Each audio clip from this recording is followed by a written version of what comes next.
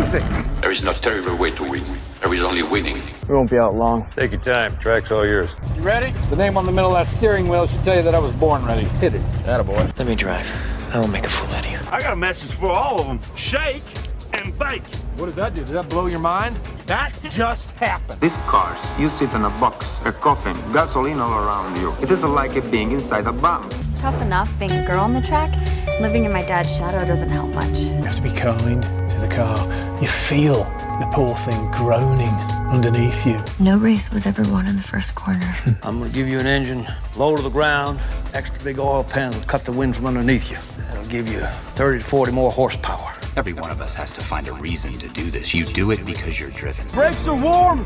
Tires are warm. I'll work in the cars and I'll drive and I'll eat and sleep and I'll work in the cars and I'll drive. Damn fast, and when he runs it close together, it requires fantastic concentration and rather special skills. I was beginning to think I'd never be anything more than a piston-happy lead-foot punk. Then this starts to happen. If you're going to push a piece of machinery to the limit and expect it to hold together, you have to have some sense of where that limit is. Besides, the best drivers don't dwell on the future or the past. The best drivers focus only on the present. They could never have imagined it, those pioneers who invented the automobile, that it would possess us like this in our imaginations, our dreams. I'm gonna give you a fuel line that will hold an extra gallon of gas. I'm gonna shave half an inch off you and shape you like a bullet. Somebody put it in your mind you gotta be perfect every time out or you're a failure. Well, forget that. Just forget it. Racing is in my blood. I was put on this earth to race cars. I accept every time I get in my car. There's 20% chance I could die, and I can live with it, but not 1% more. No, Nicky, don't bring the percentages into this. Don't be a pro. The minute you do that, you kill what's good about this. You kill the sport. And at that speed, your reactions can barely keep up with these sudden changes in direction. You ready to put away your toys and grow up? You want me to work the pit and you drive? Fine, we'll try that. The car's a living, breathing thing, and she's alive. If any of us imagined, really imagined, what it would be like to go into a tree at 150 miles an hour, we would probably never get into the cars at all. None of us. Are you ready to become a real race car driver? I am just as good as anybody out there on that track, and I don't need anybody to win my races for me. I wish my daddy were alive to see this, to feel this. And when we get you primed, painted, and weighed, you'll be ready to go out on that racetrack. You hear me? You're gonna do perfect. You don't understand what happens, do you? They make 10,000 cars, they make them exactly the same way, and one or two of them turn out to be something special. Nobody knows why. When I won it was probably the last time I ever felt pure victory. So it has always seemed to me that to do something very dangerous requires a certain absence of imagination. Because I'm quicker than all of you. Soon you will know what it is like to be defeated by the hands of somebody who is truly better than you. The only thing to do here is to drive just as fast as you know how and hope your car doesn't break. And if you no longer go for a gap that exists, you're no longer a racing driver. If you ain't first, you're last. There's 40 other vultures out there who managed to finish the race on their tires. You see Darrell Waltrip using up his tires? There's nothing I can't do with a race car. I mean, hell, isn't that what we're in this for? To stare death in the face and to cheat it? I mean, come on, there's nobility in that. It's like being knights. Sometimes you could swear the whole thing's falling to bits. No pressure, nobody breathing down my back, just driving because I left it pure. On the other hand, I suppose potential problems are in the back of your mind all the time. So in many ways, I feel responsible for what happened. And You were, but trust me, watching you win those races while I was fighting for my life, you were equally responsible for getting me back in the car. You're so lucky. You sit there all closed in by machinery and bolts, precise things. There's hardly any room for you. It must be a nice, safe feeling. Yeah, you gotta learn to trust something. Might just as well be the seat of your pants. A lot of people go through life doing things badly. Racing's important to men who do it well. And racing, it's life. Anything that happens before or after, it's just waiting. Well, we can drive. We can drive beyond the limits of the tires, the engine, the car, anything else. Look out there. Out there is the perfect lap. No mistakes. Every gear change, every corner. Perfect. You see it. I just hope when you do, that I'm there to see it.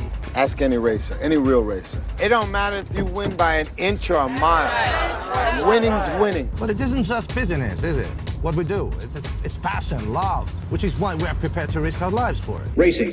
That's the name of the game, isn't it? Win or lose, put up or shut up. Why does everybody keep telling me what my problem is? That you get so emotional. You would never, ever say that to a guy. If you don't leave your feelings off the track, you're never gonna get what you want. I'm a race driver, and I can win it on my own! let me race. Fine. Then let's race.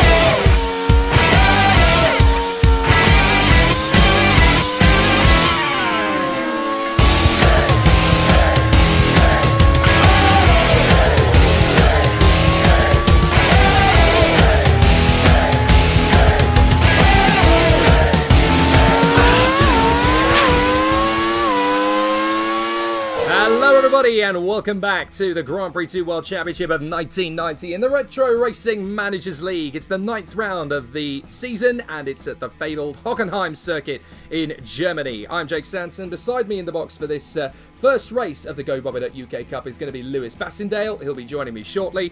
And of course, there's an awful lot of hubbub about the drivers' market, which is going to be opening at the end of this race. So this is for the managers, the last chance really to get their 1990 programs and campaigns very much up to speed, as the focus will then turn to 1991. And some teams will be going for a title push. So it's going to be a pivotal race, this one. We'll start, as always, with the pre-qualifying race. And it's going to be a fascinating 22 laps around the Hockenheim circuit. Bruno Giacomelli lines up in pole position for this one, alongside a Goody Suzuki. The two Lolas then at the front end of the field. The Porsches come next. Paul Warwick and his new teammate Paul Tracy, the Canadian, standing in for Alain Menu, and on the pace immediately, Piercarlo Ghinzani for Zach Speed, and Michael Schumacher, who is back in the Reynard in P6. Johnny Herbert's Dallara and Mark Blundel's Osella. And rounding out the top 10, it's Joachim Winkelhock in the Zach Speed and Damon Hill in the second Dallara.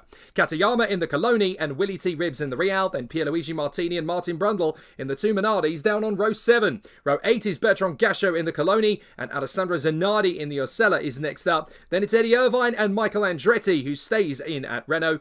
At the Reynard, with Renault engines. JJ Leto and Martin Donnelly, Eric Bernard and Juan Fangio the second in the Eurobrun. Gabriele Tarquini, Alan McNish, Roberto Guerrero and Christian Fittipaldi is the field. It's going to be a fascinating battle as the cars are ready for war. 22 laps around the circuit here at Hockenheim.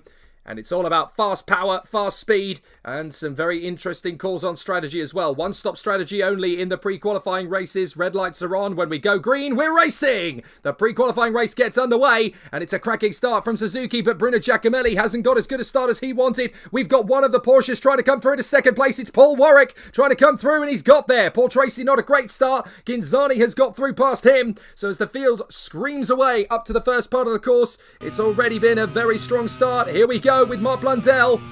A lot of wheel-to-wheel dueling and battling as the drivers come up through the first part of the course.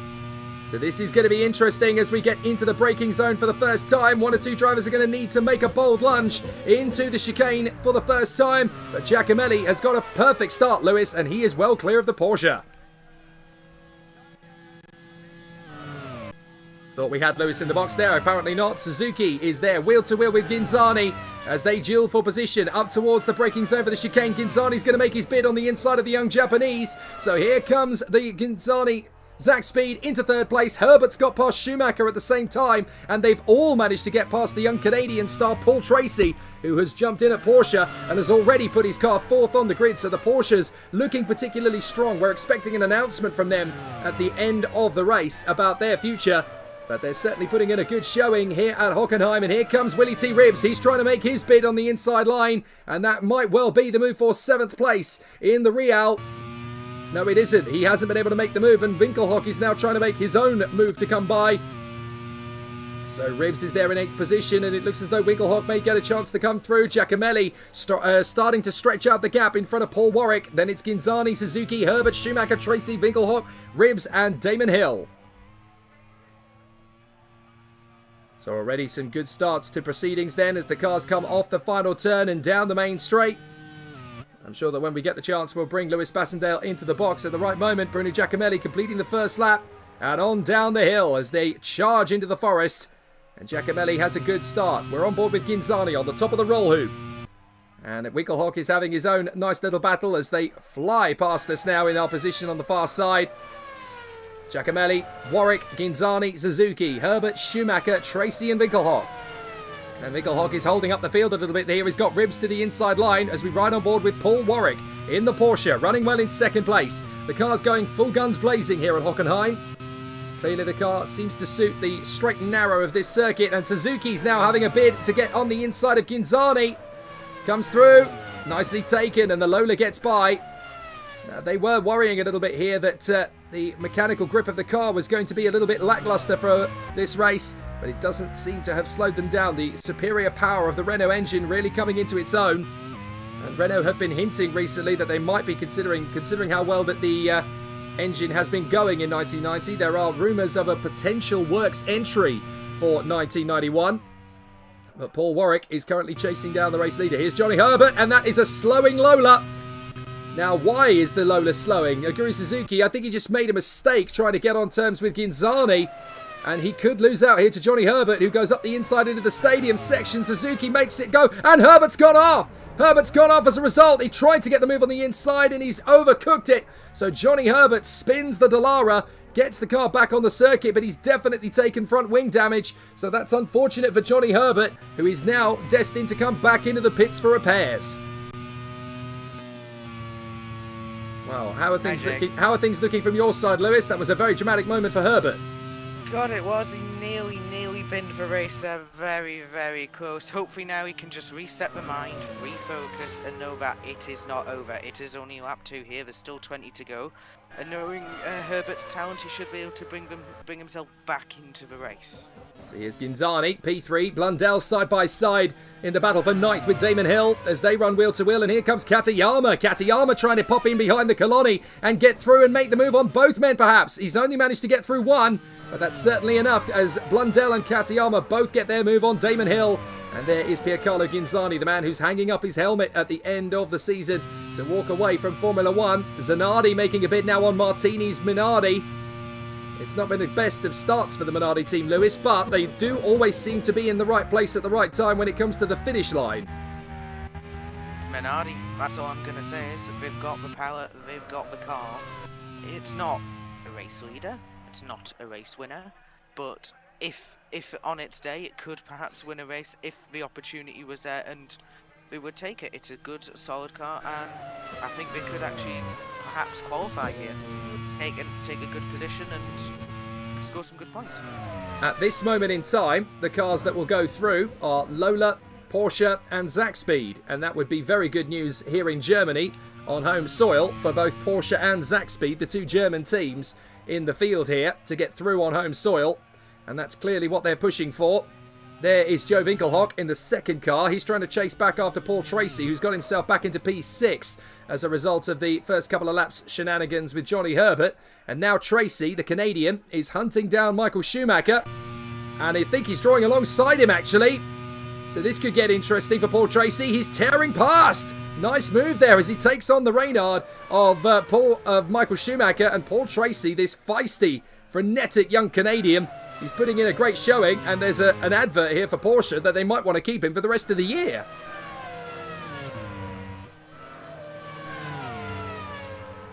Up comes Schumacher again to the inside line. So I think the move is going to be reversed. It is indeed, but certainly Paul Tracy has opened the floodgates for Porsche to consider him for the remainder of the 1990 season. Not a bad young talent, Lewis. He certainly seems to have the tenacity for Formula 1.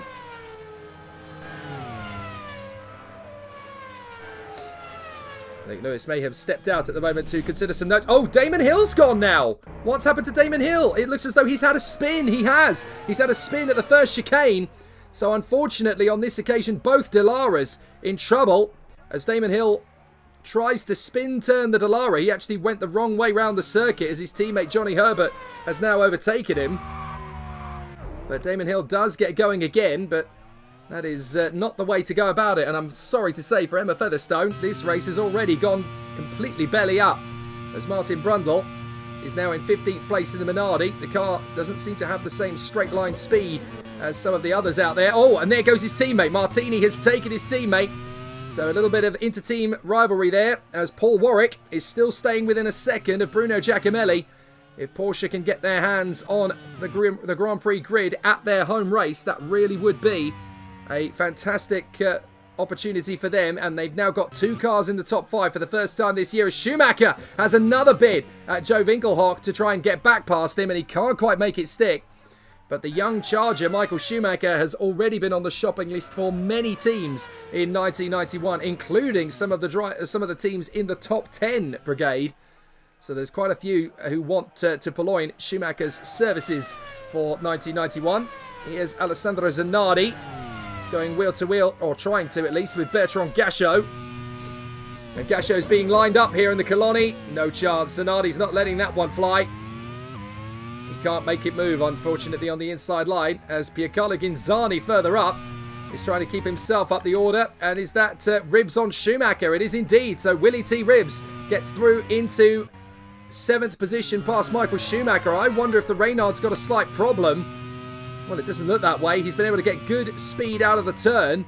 So Schumacher tries again. The thing is, these cars get such good slipstream, and there's plenty of slipstream to be found here at Hockenheim. Schumacher tries again. This time he does get back through. So Schumacher up into P7 past Willie T. Ribs. Not a bad run. Lewis, what have you been keeping an eye on? Been keeping an eye on the battle that we've obviously been watching. Great battle though between the Reynard of Schumacher and Winkelhock. Sorry, I didn't mean the Reynard. It's a very, very tight battle though. I don't think the Reynard has a problem. I think he's just struggling on that set of tyres already. Maybe the car is just struggling to fire up the tyres, is what I think. And it's an interesting one because some teams, they have moments where the tyres are really weak in the first part of the race, and then they start to come into their own mid-race. And then the tyres, or some teams, they seem to go through phases where the car gets grip and then it loses traction, then it comes back again. So it's a very obscure season in terms of grip. Here's Eddie Irvine, currently running in P12 as he tries to chase after Bertrand Gachot in the Coloni. His teammate Ukyo Katayama is just up the road in front of him. The 10th and 11th then, the Colonis. As the Reals are currently... Oh, Irvine going very deep into the chicane. Has he got a battle from someone else? I think he's trying to shake off Zanardi.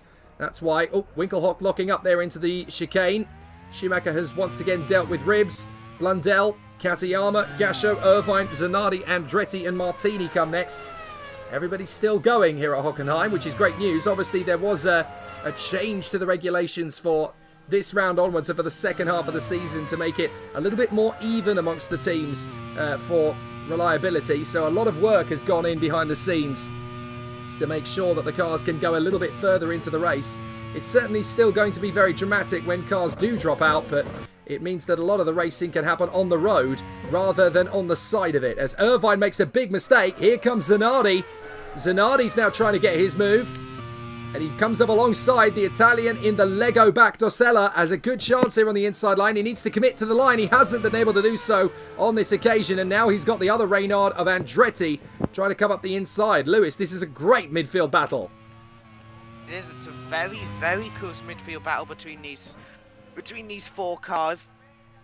I do think that one of them will probably end up braking towards halfway through and blowing up into them.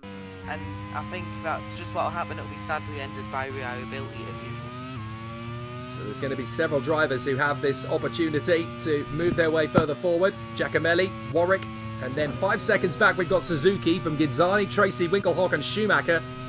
Ribs, Blundell and Katayama. Gachot 11th, Irvine, Zanardi. And then we've got Andretti battling away. I think Andretti's actually made the move past him. Here's Paul Warwick in the Porsche. That car really is coming into its own in the middle part of 1990. It seems like it's got good legs. And I'm really getting excited about this potential announcement that we're going to get from the Porsche team at the end of the race. As up the inside. Oh, that's a big lunge from Martini, and he gets the move on Zanardi in the Lego Acela as well. Oh, and Damon Hill pulling off. Well, maybe that was the reason. Maybe that's why he had an initial problem, was the engine misfiring, because now it's failed and Damon Hill is out. That's a shame, Lewis. Francis is just going to be smacking that table right now back in pit lane. Just damn it. It's just, they always have really strong pace, but they always blow up. It's a very fast engine, but unfortunately not a reliable one. Well, the Minardis are currently dueling into the braking zone for the stadium section, side by side, as Brundle tries to come back on the inside of his own teammate. That's an awkward moment for Michael Gillespie, who's probably there trying to get it through to the drivers. Come on, we need to finish. We need to get into the Grand Prix. The only way we're going to do that is if we get 2 cars to the finish in a decent position. And Johnny Herbert goes off again! That's the second time Johnny Herbert's gone off there. This time he manages to save it. A little bit better than he had done before, but he had already got past the 2 life cars of Christian Fittipaldi and Alan McNish, and now he was trying to get on terms with Roberto Guerrero in the AGS, who is filling in for Yannick Dalmas for one more race before he returns at the Hungarian Grand Prix. But, well, big moment for Johnny Herbert, and he saves it this time. There's Suzuki, 3rd position. The Lola's going well again, Lewis, and I have to say, they're definitely one of the stronger teams in pre-qualifying. They keep building a very, very good chassis, but the problem is they either purchase their engine from a really underfunded supplier or build their own. They just struggle as a package roller. Speaking of which, we got a problem. We got a problem for Paul Tracy. He's got an electrical issue.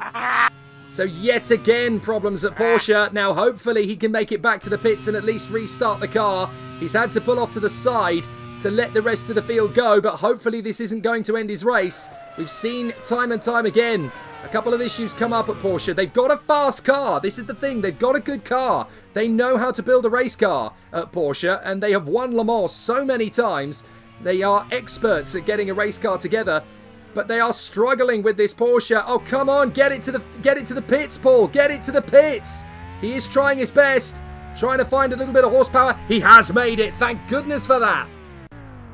Problem with Porsche right now, they keep building a solid engine and a solid car, but it's the electronics they're not figuring out at the moment. If I was Porsche right now, I would sign a partner on a different company to do the electronics in that car, because it's just struggling all the time. Well, not all of their mechanical failures have been related to the electrics, but certainly all of the different elements of the car have got to be in symbiotic harmony. Otherwise, you're never going to get a car that can get across the finish line. From Porsche's point of view, it's annoying and frustrating, but now they've proven they can have 2 cars running in the top 5, and that is a big step forward for Porsche, and that's definitely going to help them in terms of their motivation for 1991, whatever this new announcement is going to be for the team. I wonder if it's to do with drivers or whether it's to do with the intensity of their program. We'll have to wait until the end of the German Grand Prix for that announcement to drop. So Giacomelli leads the way, Warwick in 2nd, Suzuki in 3rd, then it's Ginzani, Winkelhock, Schumacher, Ribbs, Blundell, Katayama and Gasho. That's the point scorers at the moment in the GoBomber.UK Cup. But as we know, Lewis, in these races, there's a long way to go. Definitely. It's a marathon, not a sprint at Hockenheim, and that's the thing. You've got these really long straights that really pressure the end. Oh, Ginzani spun! Sorry, Lewis. Ginzani has had a spin. No, that's just... Could it be mechanical? Could it be the brakes just failing on him and spinning around, or is it driver error? We'll have to look at the replay to decide on that. Well, unfortunately, we've only seen the end of the incident rather than the reason behind it, so Ginzani has clearly spun it. I wonder if there is a mechanical failure. He's certainly damaged the front wing. I wonder if he's done exactly the same thing that Johnny Herbert did, but that's definitely going to cost Zach Speed a chance of qualification there. Winkelhock is still 4th as a result now, so he's essentially inherited the place that Ginzani lost, but Schumacher in the Reynard is still giving him massive problems, and let's not forget that Reynard are desperate to try and get into a Grand Prix. And Bernard is out. Bernard has had an incident somewhere. So what's happened to Eric Bernard? Oh, that's it. Gearbox failure. Gearbox failure in the Monteverdi, Lewis. Damn it. Damn it for Monteverdi. Going back to the incident with Ginzani, I think what he might have done is just hit the curbing too hard. You know, took him slightly too aggressively into the curbing, just hit it, and that will have, obviously, the energy from that will have then force-spun the car around. And also for the Monteverdi, very sad with the transmission problem. It's probably just it's obviously a gear problem. But has he lost all gears or has he lost all drive? That's the question. Well, it's not going to help Monteverdi out for Bernard, but certainly any lessons that can be learned could be applied to JJ Leto at their next pit stop, which is imminent. Here's Herbert making the bid on Tarquini. So Herbert is going to go alongside and draw level. It's a nice manoeuvre, and he's going to get there before the braking zone. Oh, I was going to hope it was going to be a last of the late breakers there, because it would have just been amazing just to see him just about pip him into the corner on the brakes and then get the drive out. That would have been a beautiful move, but good thing he got him before the braking zone to avoid any hits. And Guerrero! Oh, no, that's... Oh. I think he's done that in the braking zone. Look, he's just overshot. Yep, that's a big mistake for Guerrero. He's just overshot the braking zone. Thinking he could gain that extra couple of 100 meters, get the drive out of the corner, and then possibly do an overtake down the straight. Oh, and that's Suzuki. Suzuki in trouble from third place. Aguri Suzuki is gone, and that's not great news for Lola, because Aguri Suzuki has only lasted half distance. Through goes Winkelhock, through goes Schumacher, and Suzuki is pulling off the circuit, so that's one Lola down and out. That engine steaming so much you could boil veg in it. Jesus Christ, that is one engine issue. Sad for Lola. Well, unfortunate though it is, Aguri Suzuki now out of the race. 10 laps done, and that Lola Renault is boiled over to a crisp. But Bruno Giacomelli and Paul Warwick are still stretching away at the head of the field. The team that's going to qualify now in third is still likely to be Zach Speed with Winkelhock, but Schumacher is less than 2 seconds back from him, and the two Lifes are having a bit of a battle. Oh, Giacomelli making a big mistake in the second chicane. Now this could give Paul Warwick a bit of momentum. If he can get on the tail of him, he might have a chance of the lead here. I mean, I just feel though, he's been leading the race for so long, something could happen. That's the problem. It's going too well for that car. Well, Porsche are about to pit Paul Warwick. Warwick is due in this lap, Lewis. Well, what we need now is a really quick stop to get ahead of him here. Well, this is critical for Porsche, but obviously we've seen this time and time again, Lewis. This could be the undercut. Well, we hope and we pray. But the problem is Giacomelli's team will be on the radio to him now, telling him to pick up the pace to mitigate any lost position or any time lost. So into the pits comes Paul Warwick. Porsche need a quick stop here. Anything around 9 seconds should do the job, and it's going to be quicker than that. 8.6, a good stop for the Porsche team. Blundell comes in as well, but I think Warwick should get out in clean air here as he lets Gasho go by. I don't think Irvine's going to get by in time for him to make a move on him.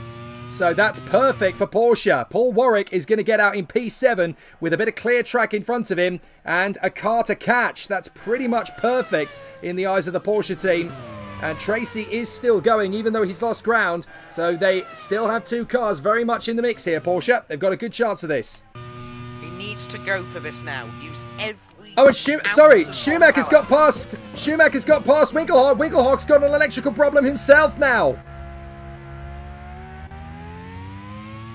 Well, one Zach Speed is down at the back, the other one is in big trouble, and Winkelhock is slowing. This is brilliant news for Reynard, terrible news for Zach Speed, as Schumacher blasts through in a second place. Ribbs has gone through in a third for Real, and it now looks as though Reynard could qualify for the first time in 1990, as Winkelhock is desperately trying to get his car back to the pits.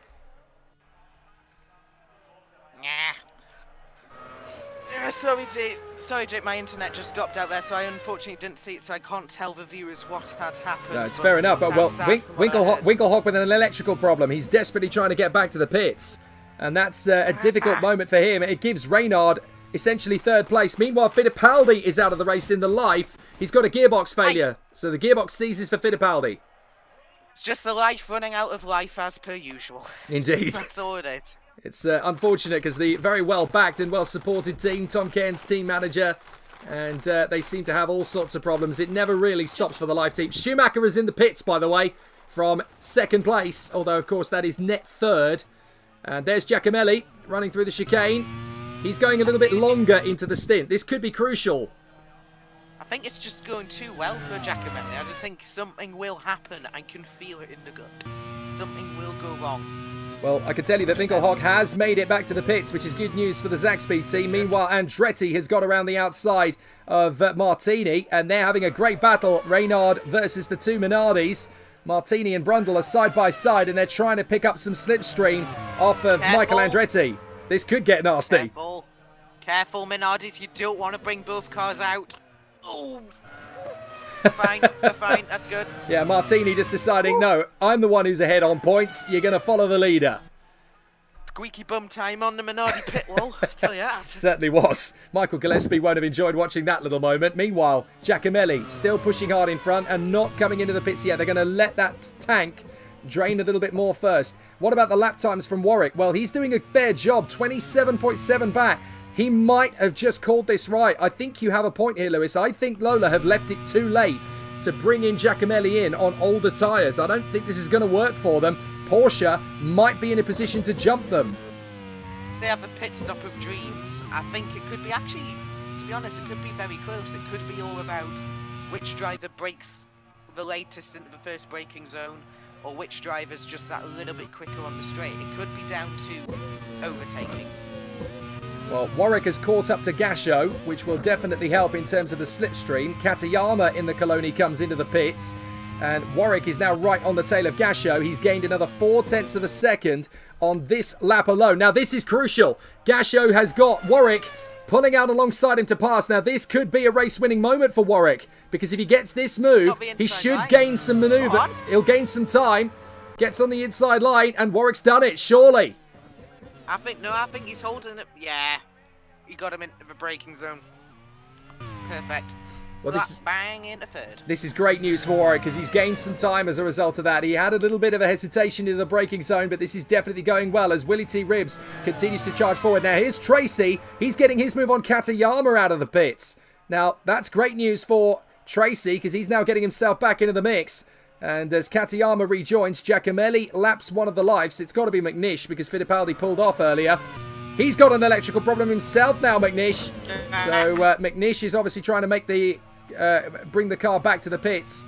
This isn't going great for the life team. Both lives have just lost the will to live. We've lost all life today, I tell ya.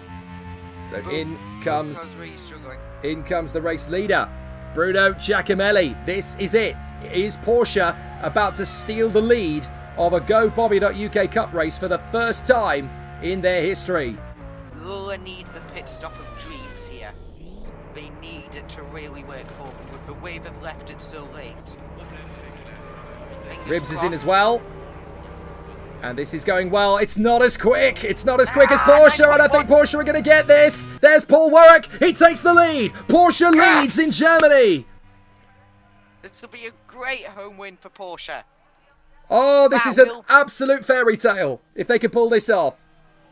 Hope this persuades the board to invest even more in that Porsche program next year to get them further up the grid. Wow, they've been waiting for this for a long time, Porsche. Paul Warwick has been working so hard in that car, and Paul Tracy likewise on the testing program. Now we've got a great midfield battle going on. This is Blundell on Willie T. Ribbs. Now Ribbs has just come out of the pits, and Blundell's pushing hard on the exit. I think he's going to have Ribbs here, no problem, as Irvine continues on. He needs to make a late pit stop. Schumacher is now in P4. Brundle is 5th, but he needs to make a stop as well. Ribbs is having already made a pit stop, but Blundell is trying to come by. Now Blundell has made the stop, so this is Osella versus Real to be in the box seat to try and steal a place off the top 3 teams. Ribbs has just cut him off into the braking zone, so he's not going to get it this time around. However, he has got another, half a lap to have another shot, so he could still get it. Not over just yet. So Eddie Irvine on way to the pits. Brundle likewise, so they're going to be the last of the late pit stoppers as Breton Gachon runs in 11th place in front of Zanardi, Martini, Leto, Andretti, Herbert, Donnelly, Fangio, Tarquini, Ginzani and Guerrero, with McNish now a lap down after his pit stop for that electrical fault. But at least he can continue running. That's the main thing. Paul Warwick leads at Hockenheim in the Porsche as they run in the front of the Go Bobbit UK Cup. He doesn't even have to win this race to get through, but it's certainly going to give Porsche a bit of a kick up the backside to get a win on home soil. It's not just a win, but on home soil as well. That's what it could be if we are 7 laps away. Blundell makes a push on the inside of Ribs. Can't quite get close enough. Tracy, despite the electrical issues, has brought the Porsche back into P6 now. So the car definitely looking stronger as Irvine and Brundle run together into the pits. And there's Schumacher in 3rd place. Fingers crossed that Reynard, they have yet to qualify for a Grand Prix, don't forget. And they were 2nd at Imola when there was a late last lap issue for Schumacher's car. Can he get into a Grand Prix for the first time in his short career? It's going to be... I think it's going to be tight though for Schumacher because like you said, we've had engine issues before and transmission issues and problems like that, so I think Schumacher will just be keeping the fingers crossed in the head, because obviously we won't be able to cross them in the gloves and it'll be squeaky bum time at the pit wall, so we'll just be praying. We know you're praying, Lewis. That is your car after all. So hopefully this is the moment for you and we finally get to see Reynards in Grand Prix racing. Yeah, I hope so. I thought my cars were the Woolworths Eurobunds, but anyways, I do apologise. Yes, of course they are. I'll take it. I apologise. This time qualifying. It's Will Knight. It's Will Knight, of course, who runs the Reynard team. I do apologise. And we've been waiting for his cars to get into a Grand Prix for a fair long while now. Here's Michael Schumacher on home soil, the new German sensation, as Giacomelli sets the new fastest lap of the race in his bid to close up on Paul Warwick in the Porsche. Even just crossing the line in the top 3 would be good enough for team boss Scott Woodwiss and the Porsche team on home soil. But they would still love to do it in fine style. Here is the Coloni of Ukyo Katayama, and he is chasing after Paul Tracy, the Canadian, who is in his first Grand Prix. Or at least his first attempt at a Grand Prix in the pre-qualifying race. Only the first 3 teams across the finish line will progress through to the race. And you don't have to have both cars finishing. Only one can get the job done. And here is the Porsche leading the way. The first time they have led a race this season.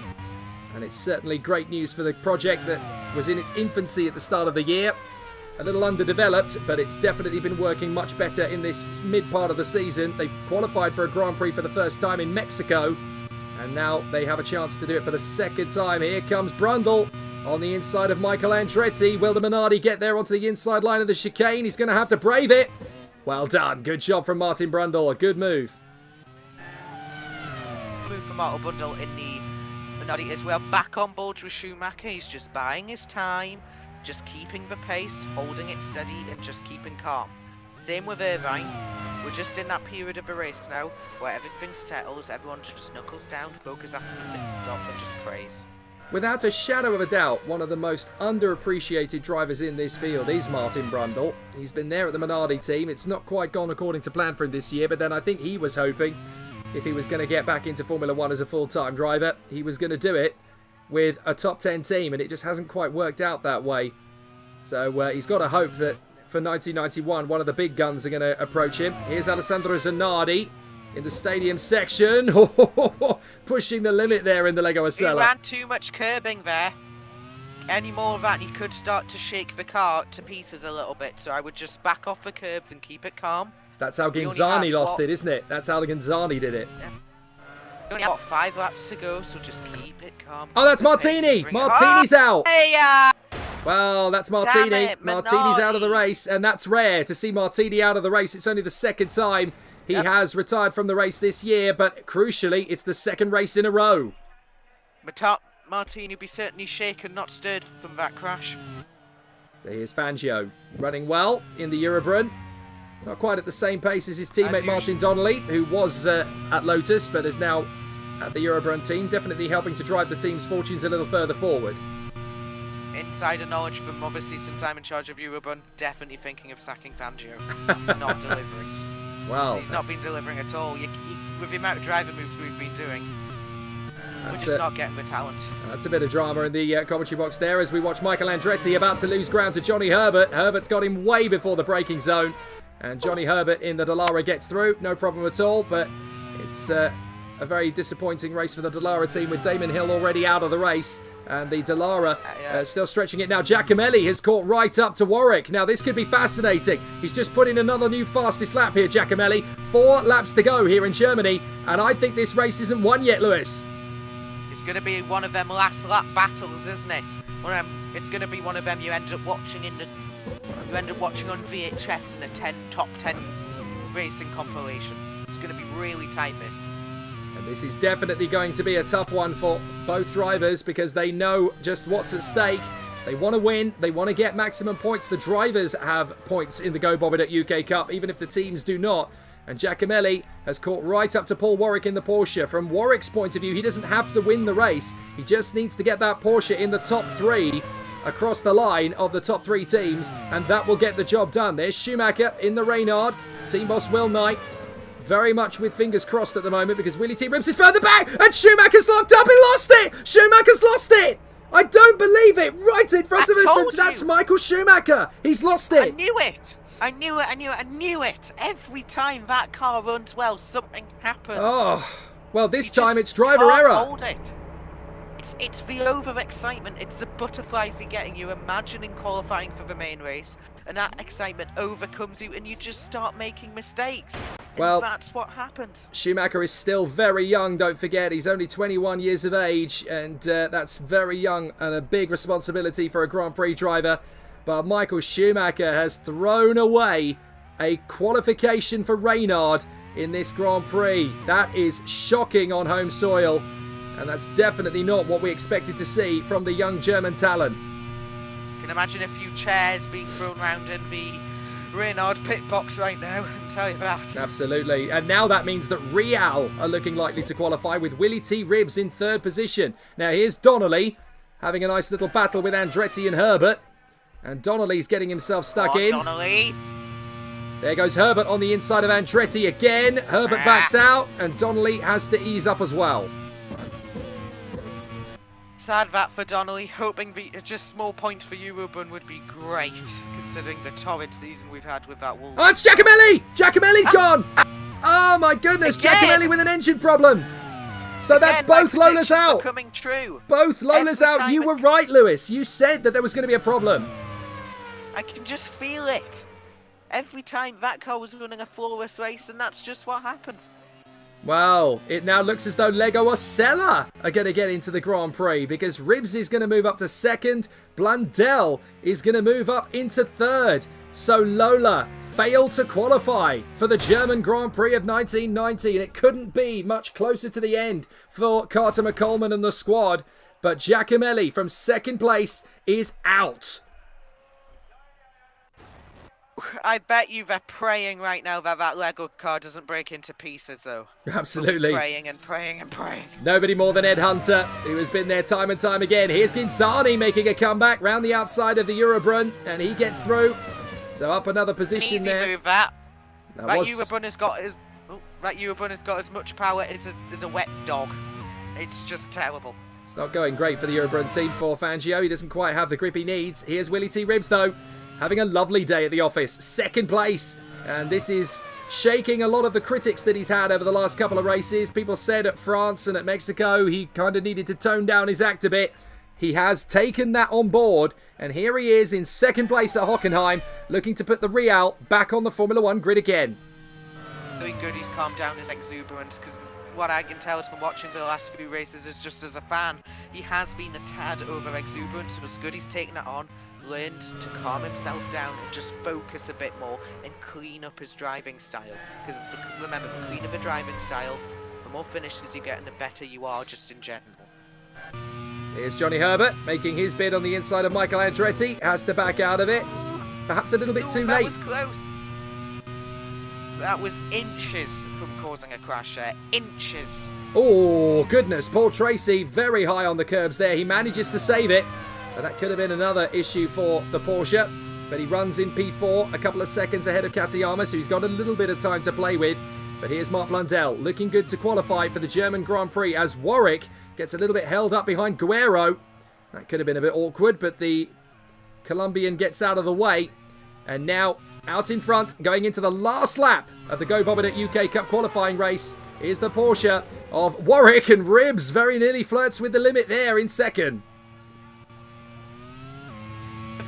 that Porsche going over the curb tab too much?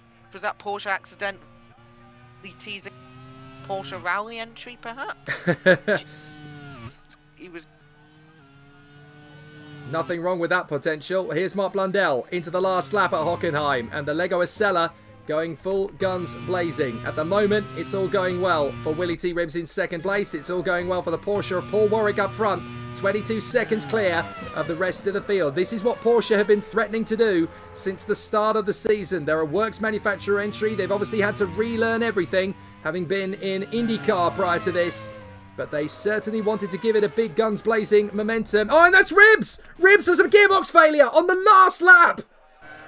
Oh, no! Transmission failure. Oh.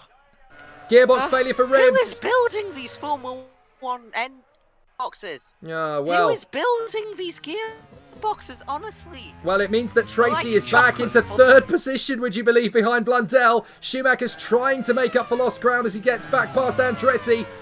But it's going to put Katayama and Coloni in the Grand Prix. They're going to get through, as in the stadium section, the German fans are going bananas. They love Porsche with their whole heart, and they're going to see them in their home Grand Prix for the first time in about 30 years. Paul Warwick wins the Go Bob It Up UK Cup qualifying race. It's Porsche's first Formula 1 win since the 1960s. And stories like that. Oh, why we love Formula 1, why us fans are passionate like that. Porsche deserve this double podium, and hopefully they can now take this into the main race and have a good solid result. We'll not challenge for the win in the main race, but we'll have a good solid result and be able to take that points on and hopefully keep the momentum for the next round. And there's Katayama. Coloni get through. A great drive from the Japanese once again, as Katayama puts Coloni into the German Grand Prix. So there you have it. It will be Porsche, Lego Acela and Coloni that get into the German Grand Prix of 1990. Such drama right the way to the bitter end. But for once, it's a great day at the office for Porsche in Formula 1. At last. Oh, well done, Porsche. They should be really, really happy with that. So should Coloni. So should the Lego car, obviously, again. Thank God it didn't break to pieces. If they get both cars in, they'll get the set next time. But you have to say, a big mistake from Michael Schumacher today when second was his, essentially, to lose after Giacomelli's retirement.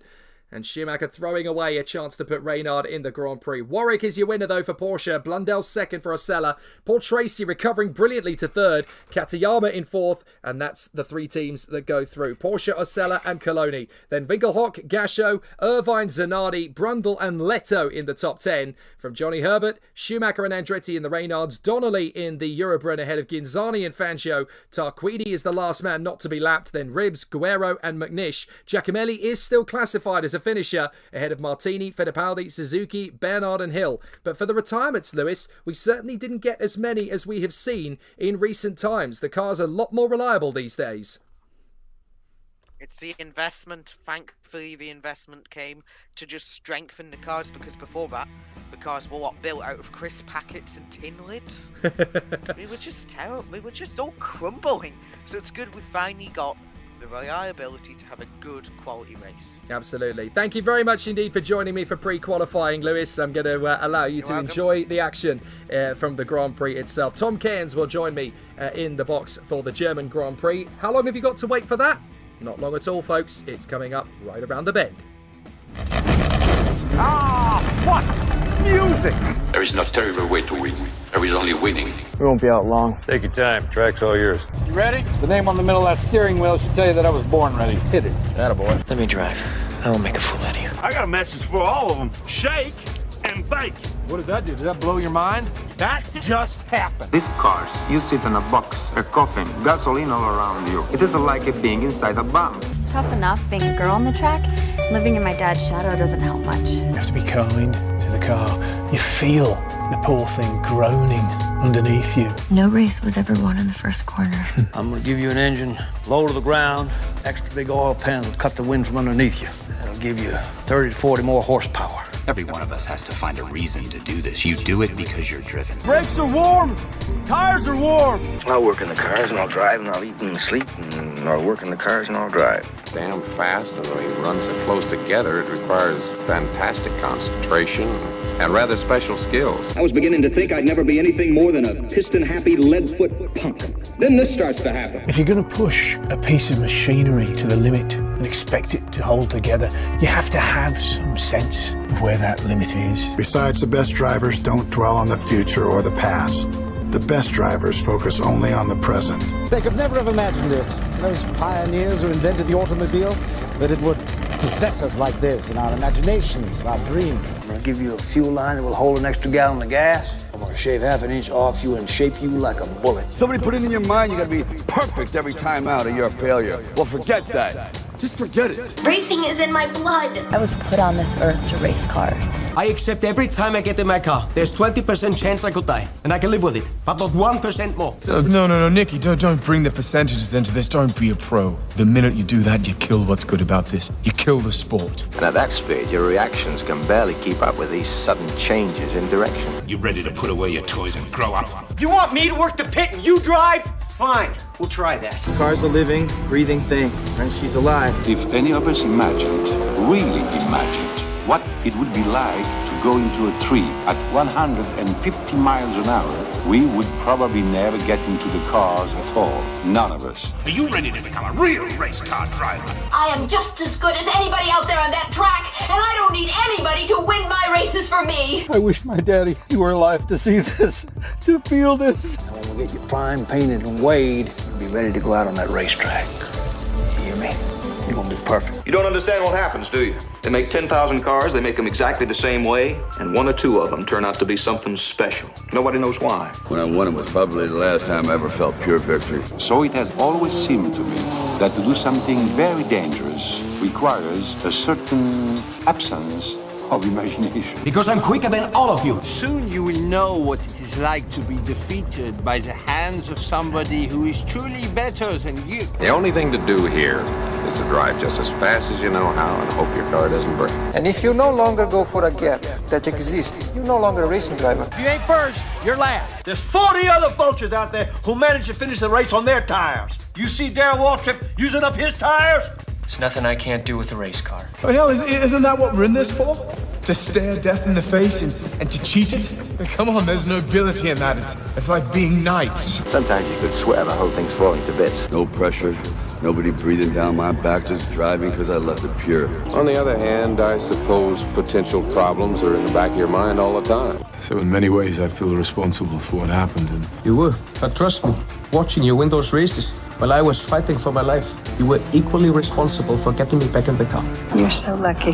Sit there all closed in by machinery and bolts, precise things. There's hardly any room for you. It must be a nice, safe feeling. You gotta learn to trust something. Might just as well be the seat of your pants. A lot of people go through life doing things badly. Racing's important to men who do it well.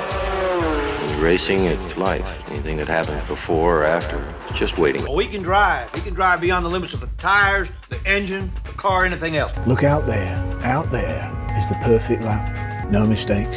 Every gear change, every corner. Perfect. You see it. I just hope when you do, that I'm there to see it. Ask any racer, any real racer. It don't matter if you win by an inch or a mile. Winning's winning. But it isn't just business, is it? What we do.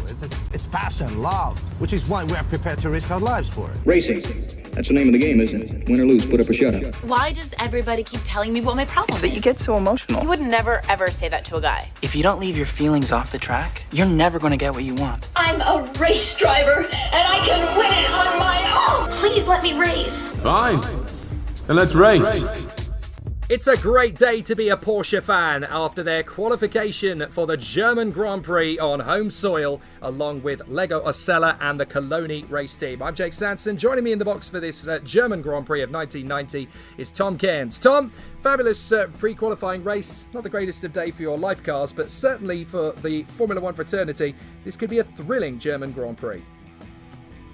It most certainly could be, and I expect it to be a very quick one as well, because remember back at Silverstone on a very, very fast racetrack, it was done in about an hour and 9 minutes, wasn't it? And I think the German Grand Prix, I think, expects to be a slightly longer, probably around an hour and 15 minutes, judging by the lap times that we saw in the GoBobby.UK Cup race. But these cars are quicker than those in the pre-qualifying, so it could be maybe about an hour and 14. But either that, however long the race is, if it's a classic, it's a classic, and we should be in for a belter of a Grand Prix. And once again, Alan Prost has shown what the Alan Prost of old that we know in the Brabham in his second outing for the team. And it's an old Brabham front row and an old Tyrrell row 2 as well. So could it be a battle between those two teams, or could the likes of Ferrari turn out in force? Because they have shown better pace here at Hockenheim than they have done in recent rounds with Morbidelli and Modena. So it's definitely going to be a fascinating German Grand Prix, that is for sure. But who is going to have the upper hand in the race? One lap paces with Brabham and Tyrrell with the most powerful engines in the field. But how will the German Grand Prix go itself? It's all about to get underway. 45 laps at Hockenheim. Prost and Häkkinen's Brabhams on the front row, from Alesi and Frentzen in the Tyrrells. Then Senna's McLaren and Patresi's Williams. Stefano Modena in the Ferrari is up there alongside his teammate Gianni Morbidelli, as the Ferraris are back on row 4. Piquet and Boutsen come next up. And then it's De Cesaris in the Lotus and Nannini in the second Benetton. Derek Warwick is alongside Giovanni Alloy in the McLaren. Adrian Fernandez beside Nicola Larini's Ligier. Mauricio Gugelmin and Michele Alboreto from Eddie Chiva and Ivan Capelli. Then Bertrand Gachot in the Coloni alongside Paul Tracy in the Porsche. Ukio Katayama and Mark Blundell from Paul Warwick and Alessandro Zanardi. The German Grand Prix is about to get underway here at Hockenheim. The 1990 season has already been pretty crazy and chaotic. We've had 7 different winners in the first 8 races of the year. The championship is still alive and kicking, but who's going to take the upper hand at Hockenheim? Here we go! Let's race at Hockenheim! Great start from the Ferrari of Gianni Morbidelli. He's had an absolute scorcher as he launches the car forward and up into 5th position. By contrast, his teammate Modena has had a terrible start, but the Ferraris are definitely going better here at Hockenheim as Prost leads teammate Häkkinen, and Alesi's trying to come through on the inside line of Häkkinen as the drivers charge their way down the forest. And this could be an interesting one for Alesi as he charges his way through, trying to assert himself on teammate Frentzen as they come down into the braking zone for the chicane once again, but he's had to bail out of it, and so the Brabhams are 1 and 2, Tom. They are, and what a phenomenal start there for Morbidelli. It looks like it's about to be gridlock through the Clark curve, but all the guys seem to be coming away from that clean. But what a brilliant start again for the Brabhams with Alan Prost and Mika Häkkinen in first and second. In fact, Alesi's got by Häkkinen now, seemingly at the Ost curve. Well, we're going to need to have a look at that one back again, but Alesi, it looks as though, has indeed made the move. Look, he's gone for a very late braking manoeuvre, and Alesi has tiptoed up the inside, and Senna has got by Morbidelli in the same breath. Nannini getting past the Williams of Patrese, with Stefano Modena in the Ferrari still there in position as they come off the Ost curve. And this is going to be a fabulous battle. Prost is getting away as Gachot loses a couple of places there in the middle of the pack. So not a great start for him, but that is a brilliant battle already. Prost, Häkkinen, Alesi, Frentzen, Senna. So Häkkinen gets back through on Alesi. And in fact, we've got a terrific battle as Frentzen now lines up his teammate. So Häkkinen, having got back through into second place past the Frenchman, now wants a piece of it, but Häkkinen hasn't got the best speed going into the stadium section. He does chop across, though, in front of Alesi. Häkkinen getting back into second place there, so it's Brabham 1 and 2, Tyrrell 3 and 4. Elton maintaining his 5th position at the moment. Morbidelli in 6th, and Piquet up a few places into 7th in the Benetton ahead of his teammate Alessandro Nannini, and Prost crossing the line 2 seconds clear, in fact, no, 3.5 seconds clear of Mika Häkkinen. So Alan Prost beginning to pull away and looking to rekindle his championship of 1990 after a disastrous start. And it looks as though the Benettons further behind are battling amongst each other, with Nannini trying to make a move on Piquet. And we've had a shunt! We've had a shunt at the first corner! It's Larini. Larini's had a big crash. Big crash, and he's lost the rear wheel. We need to look at that again. Larini's gone for the move on the inside of Gugelmin, and he's run wide on the exit. Oh, Nicola Larini, unfortunately. And he gets hit there by the Porsche. The Porsche is absolutely unable to avoid the contact there. A big shunt. We're going to need to see this one again from several angles. Here's Larini again trying into the first corner, and he just drifts wide, Tom. He does, and the Porsche there looks like Paul Warwick, who won the GoBobby.UK Cup. Oh, is it Paul Tracy, in fact? Yep, it is Paul Tracy. That's such a shame. The rookie, the Canadian, was doing so well. Let's ride on board with him. He had an Arrows in front of him unsighted, and then here comes the Ligier. Nowhere to go. Bang. Well, it's certainly not Paul Tracy's fault there. I wonder if Nicola Larini is going to be called into the steward's room for that, because he came back onto the racetrack quite dangerously and nearly took out another car. And luckily, it was only just Paul Tracy's Porsche. But what rotten luck there for Paul Tracy, because he was so excellent in his first outing for the Porsche team. But his race has come to an end after just one lap and one corner. And Blundell's in the pits with problems. Yeah, he had damage. I think he had damage from the first lap. So Blundell makes his way back into the race circuit again. Prost is 3.5 seconds clear of his teammate in the other Brabham, Mika Häkkinen. But yes, we've lost 2 drivers from the race then, unfortunately. And that is rather unfortunate. So here comes the battle up the straight. Prost, Häkkinen, Frentzen, Alesi, Senna, Morbidelli, Nannini, Modena, Piquet and Patrese. Then De Cesaris and Giovanni Aloi as they run through on the far side of the course now. Derek Warwick in the Lotus having another difficult day at the office. Boutsen in the Williams is down in 14th. What has happened to Williams of late? They are down in 10th and 14th here. The Honda car, I think it is, not proven to be the best engine on this racetrack. I can't remember what Brabham and Tyrrell. Tyrrell have Yamaha engines, I believe. No, Tyrrell is still Honda as well. So Brabham and Tyrrell have both been able to maximise the Honda engines. So has McLaren for Senna, but for some reason the Williams, they're really struggling. But then they had Renault at the start of the season. I wonder if they've tried to put, they obviously dramatically put Hondas in the back of the car from the second race in Brazil. I wonder if them building a car around the Renault engine and then changing their mind last minute to a Honda engine, that's where a lot of their difficulties this year have come from. Yeah, and clearly that's not the best package on this Hockenheim ring. As Alan Prost looks to increase the gap over Mika Häkkinen, and Giovanni Aloi has lost the position to Derek Warwick in the McLaren. So Aloi, I know it's his second outing for the team in place of the suspended Gerhard Berger, and now he's about to lose another position to Thierry Boutsen and the Arrows of Adrian Fernandez. So Fernandez trying to get through, doesn't quite make it stick. Here's Häkkinen, the youngest winner in Grand Prix racing, although does Frentzen now have that title himself? We need to get the statisticians on that one to see if it's now Frentzen who has the record, but certainly he has the record for fastest official Grand Prix race win. In only his second outing. Baghetti won on his Formula 1 World Championship debut, but he had driven in Grand Prix races before that. So on paper, Baghetti still holds the record, but in reality, it's Frentzen who has the honours there for the fastest ever Grand Prix racing win. In only his second appearance.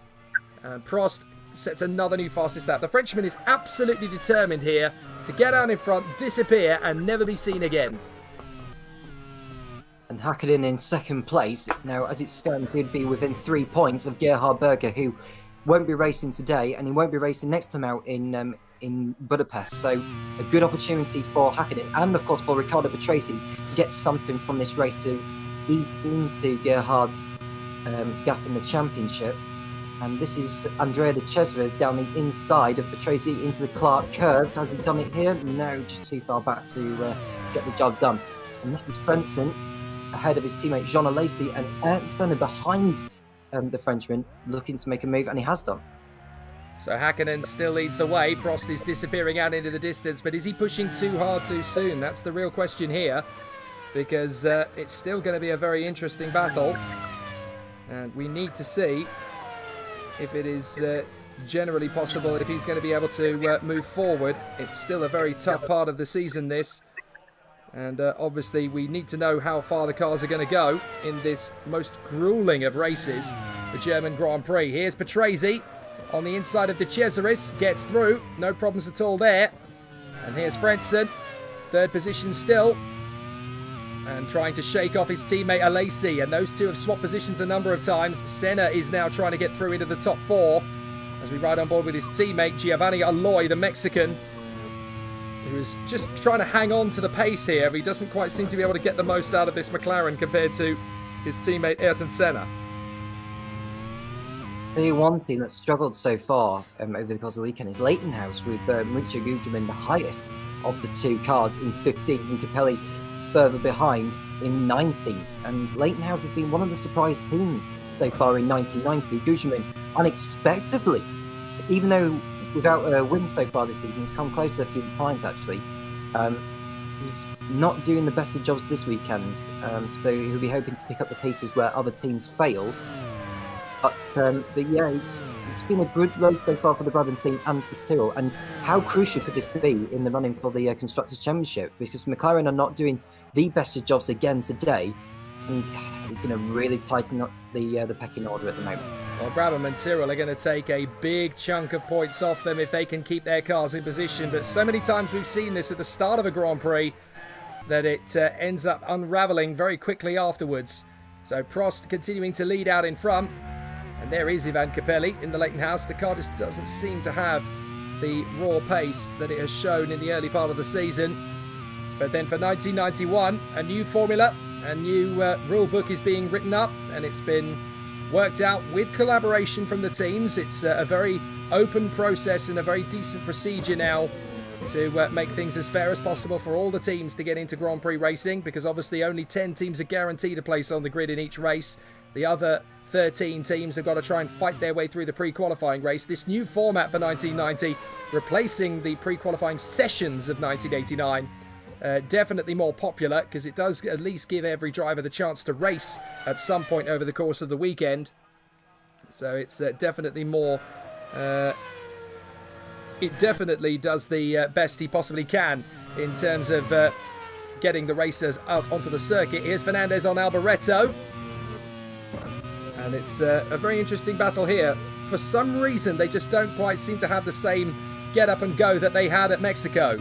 But look at the power, look at the speed difference between Fernandez and Alboreto. That's got to be differing fuel strategies. I would not be surprised if Alboreto was on a one-stopper and Fernandez was on a two-stop. Look at how low Prost is running on fuel, though. That's why he's able to stretch out the gap so quickly to everybody else. I would agree with you on that, Jake. And also, two stops could be the way to go. I'd be interested to see if there's any drivers looking to do a one stop. But I feel with the nature of the circuit and how much time you could lose, how much you could gain over the course of a single lap, I should say. It's going to be very, very pivotal at this stage of the race as to which drivers are going to go on a two-stop and which are going to go on a one-stop. I think Gianni Morbidelli may well be doing just the one. Indeed he is. Piquet's decided to do the same thing. Patrese, likewise. Derek Warwick is on a one-stop. Aloy is on a one-stop, as is Gugelmin.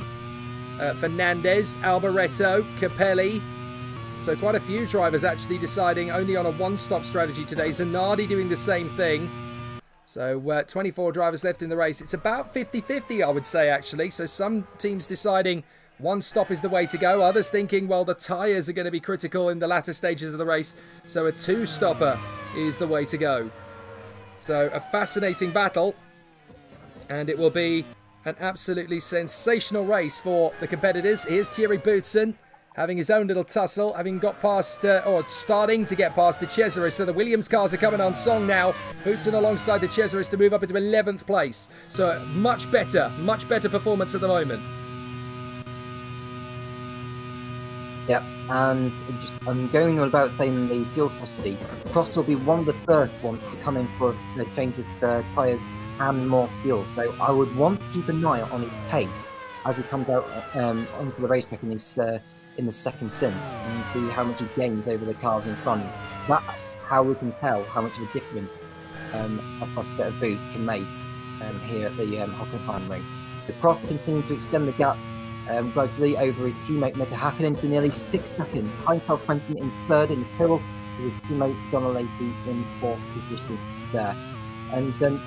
And Leighton House is still yet to win a Grand Prix this season, or in fact in Formula 1, I believe. And it's the same with Lotus so far this year, despite being close a few times with either Derek Warwick or Andrea De Cesaris, or in fact Martin Donnelly, who was with the team earlier in the campaign before De Cesaris got the chance, and Donnelly being moved to the Eurobron team, who was picked up by Lewis Passendale, who was in the commentary box earlier on in the pre-qualifying event.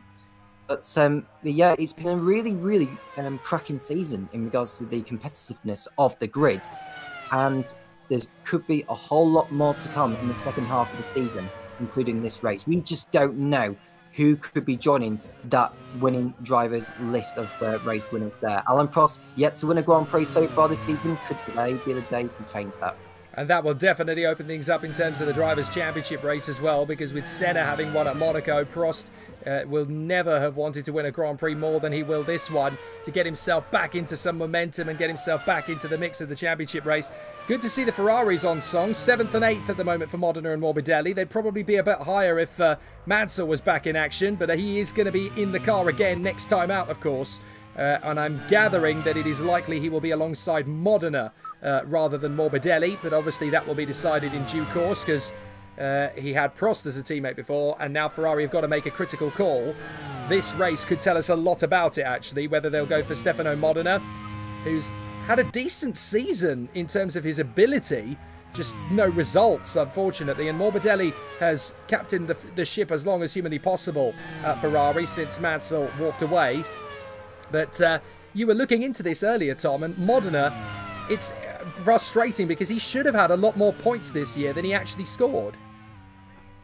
Yep, and the reason why you would mention that is because already on 3 occasions in 1990, Stefano Modena has retired in the final 5 laps of the race whilst in a points-paying position. That's how unlucky of a year he has had, and not just being robbed of points, but being robbed of the Brabham seats alongside Mika Hakkinen. Whilst he's got a good opportunity to do well at Ferrari in a really dogged car, this could really extract the best from him as a driver, because whilst the Ferrari isn't up the pace, or isn't on the pace from what we've seen so far this season, this is one of the things we look at from a driver to see if he can outperform the car or not. Well, this is the truth, isn't it? You know, because the thing with Modena is that essentially he and Ferrari, the pressure's off them to a certain extent. You know, they don't have to worry about where they're going to be in the race, because they've already had some very difficult races so far this year. And as a result of that, you know, they are not really expecting too much from this season. So they can just get on with the racing, and they can basically do their research and their development for 1991 without too much of a difficulty. I'm fairly sure, you know, we had some dramatic fallout at the British Grand Prix, but it would not surprise me at all if Ferrari just decide for the rest of this season, once Mansell is back in the car, continue their development, go back to the drawing board and come up with a World Championship winning car for 1991. And I do hear rumours that one of the drivers they are seeking out for 1991, they want a balance of experience and youth in the car. There's a chance of Mansell staying in and then them picking up a young driver for 1991 who could stretch the mood. And if you look at some of the young drivers who are doing well this year, Hakkinen, Frentzen, Alesi, you know, there are so many young talents that are doing a grand job. Even some of the drivers in the Go Bobbit at UK Cup might be worth a shout. And if you ask them to go to Ferrari, it would be very hard for them to say no. I'd imagine there'll be quite a number of the fax machine going off, or emails, or you know, requesting for a drive at Ferrari from a lot of these drivers, or from their agents. If any of them do have agents, but it's gonna. Who would not want to drive for Ferrari? Even though they're not having the best of times with how the car has been this year and losing Alain Prost after the French Grand Prix, it's the opportunity of a lifetime for these drivers, and you know, I would love to see the likes of Morbidelli being given another go, or in fact, as you mentioned, you know, Mika Hakkinen, Heinz Frentzen, or in fact, one of the others from the Go Bobbit. Here we go again! Here we go again! Alain Prost is slowing! He's slowing! Gearbox problems for the Brabham! I don't believe it! Yet again, Prost pushing too hard out front. He's just been giving it everything he's got, and the 3-time world champion, he's not used to the Brabham yet. It's a fast car, but he can't handle it. And that's the 8th time from 9 races this season that Alain Prost has failed to finish. Oh, I mean, I just don't know what to say anymore, Jay. This is not happening for to Prost at the moment. He's just having a really tough time of it right now. And he can forget the championship all he wants, but he can't keep having problems like this. And someone else is in the pits as well. It could well be Alessandro Nannini. It's a brake problem. So Nannini with a brake issue. So the Benetton team are going to have to cool down those brakes. They're there changing tyres. Now, can they turn this into a 2-stop strategy? They can. So they're going to do so. So Nannini with a brake problem, but they're going to turn it into a two-stopper. That leaves Hakkinen in the other Brabham, now leading the Grand Prix. So Hakkinen now leads for the second time. And this is one of the things that's been going around the paddock. We talk about Prost. Oh, as Piquet goes off. Rejoins right in the path of Patrese, who avoids him beautifully. That was so nearly a big accident between the two of them, as Piquet is now under threat from De Cesaris, who I have to say has been completely invigorated by returning to a race seat at Lotus. He really seems to be getting the hang of this car, but then he's been the test driver all season, and perhaps his development driving has really helped him to step up a gear. But look, a lot of people have been talking in the paddock. Senna was quite vocal recently, saying, Prost is the man who's really caused the problems at Ferrari. It's not Ferrari that are in trouble here, it's Prost. He demands too much money, they can't put money into the car, and essentially, Prost is a whinger. He doesn't get on with it, he doesn't develop the car, and that's the difficulty. So Prost is out of the race again with a gearbox failure, which does suggest, he's not getting on with the car. Would he take a sabbatical, do you think? Would he decide, I can't get on in a Ferrari, I can't get on in a Brabham, I refuse to go back to McLaren? Is there anywhere for Prost in 1991?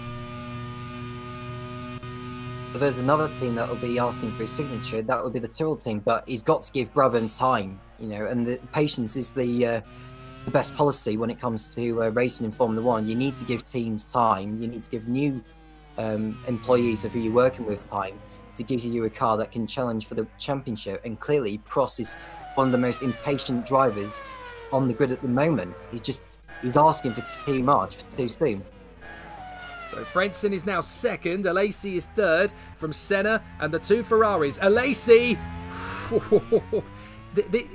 he's got a bit of a hurry up and wait syndrome here, Jean Alesi, because he won 2 races earlier this season. He is the most winning driver from 1990, but in comes this young upstart, Frentzen, and he's shown him a clean pair of heels nice and early in his career. Won a Grand Prix already, last time out at Silverstone, and I think Alesi is kind of wondering, well, hang on, I was the lead driver at Tyrrell, and now you've brought in another young charger. Is there going to be trouble in paradise before long? I wouldn't think so. I mean, Heinz Frenzen's got a lot to learn still, even though he's pulling up one of the best performances from the rookie driver. Is the home hero. Let's not forget, Frentzen is the home hero at Hockenheim. He could win his home Grand Prix, believe it or not. But Tyrrell, this is the best season they've had in a long time, probably since 1973 when Sir Jackie Stewart won the World Championship with them before he retired from Formula One altogether. And they've got a great opportunity to snatch the title from McLaren's nose this season, even though McLaren are the favourites to win it this season. You can't deny Tyrrell or discount Tyrrell by any stretch of the imagination as Thierry Boutsen comes into the pits for the Williams team. Now, I'm fairly sure that's a scheduled pit stop. And it is indeed. So Boutsen was down to fumes essentially on fuel. So Boutsen in the Williams pits in. Now this is a team that could still get themselves up the order as well. So this is going beautifully. Frentzen in second place ahead of Alesi as we rejoin. Now we're getting some interesting reports from the paddock. Apparently Prost has actually chucked a table at the Brabham paddock motorhome.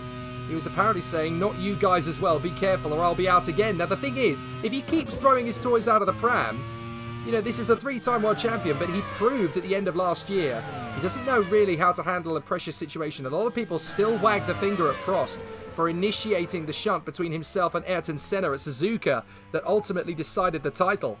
Is Prost having a crisis of character at the moment? Is he the kind of guy who needs to essentially reset everything, go away, have a think, and come back fully fresh? I don't know if it's mental therapy that he needs at the moment, but this is Mika Hakkinen and his teammate in the pits. So pit stop for Hakkinen, and this is the first scheduled pit stop for a race leader. And it's an earlier stop than the Tyrrells, so let's see how the Brabham handles this. So far, so good. And the seconds tick away, and it's a reasonably slow stop actually, as Senna comes in as well in the McLaren. Modena is in as well in the Ferrari. Let's see how he gets on. It's a relatively quick stop. Senna has a slightly heavier car than the Ferrari of Modena, who gets out as well. So Ferrari have a lot more to play with here at Hockenheim than they have done in previous times. As Modena exits the pits, Cheever is in as well in the Ligier. But Hightower Fredson is now leading the German Grand Prix from Alesi and Morbidelli in the Ferrari.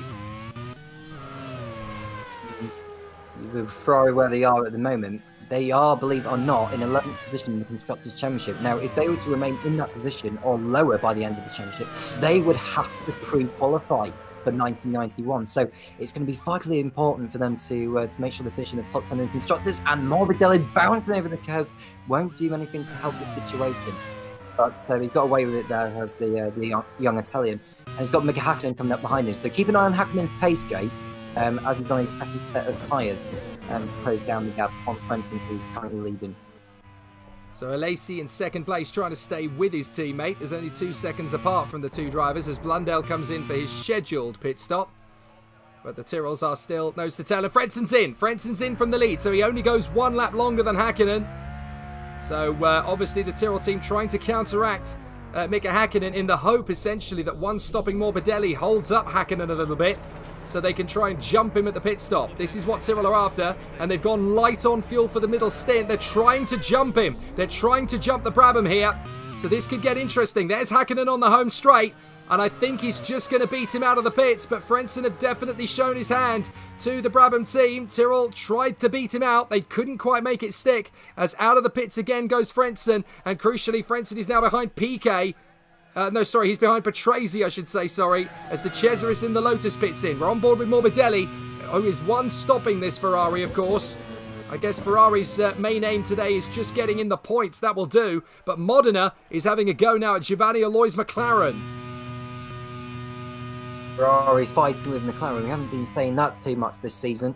So Modena down the inside of Alloy. Who'd have thought we'd have been seeing those two battling in a Ferrari and a McLaren this season? But Modena gets the job done there in the Ferrari. So very, very good job there from Modena. He could really do with a good result today, given the bad luck he's had so far in 1990. The next man up front is Derek Warwick in the Lotus, who we haven't seen too much from him in this race. In fact, he's had a bad run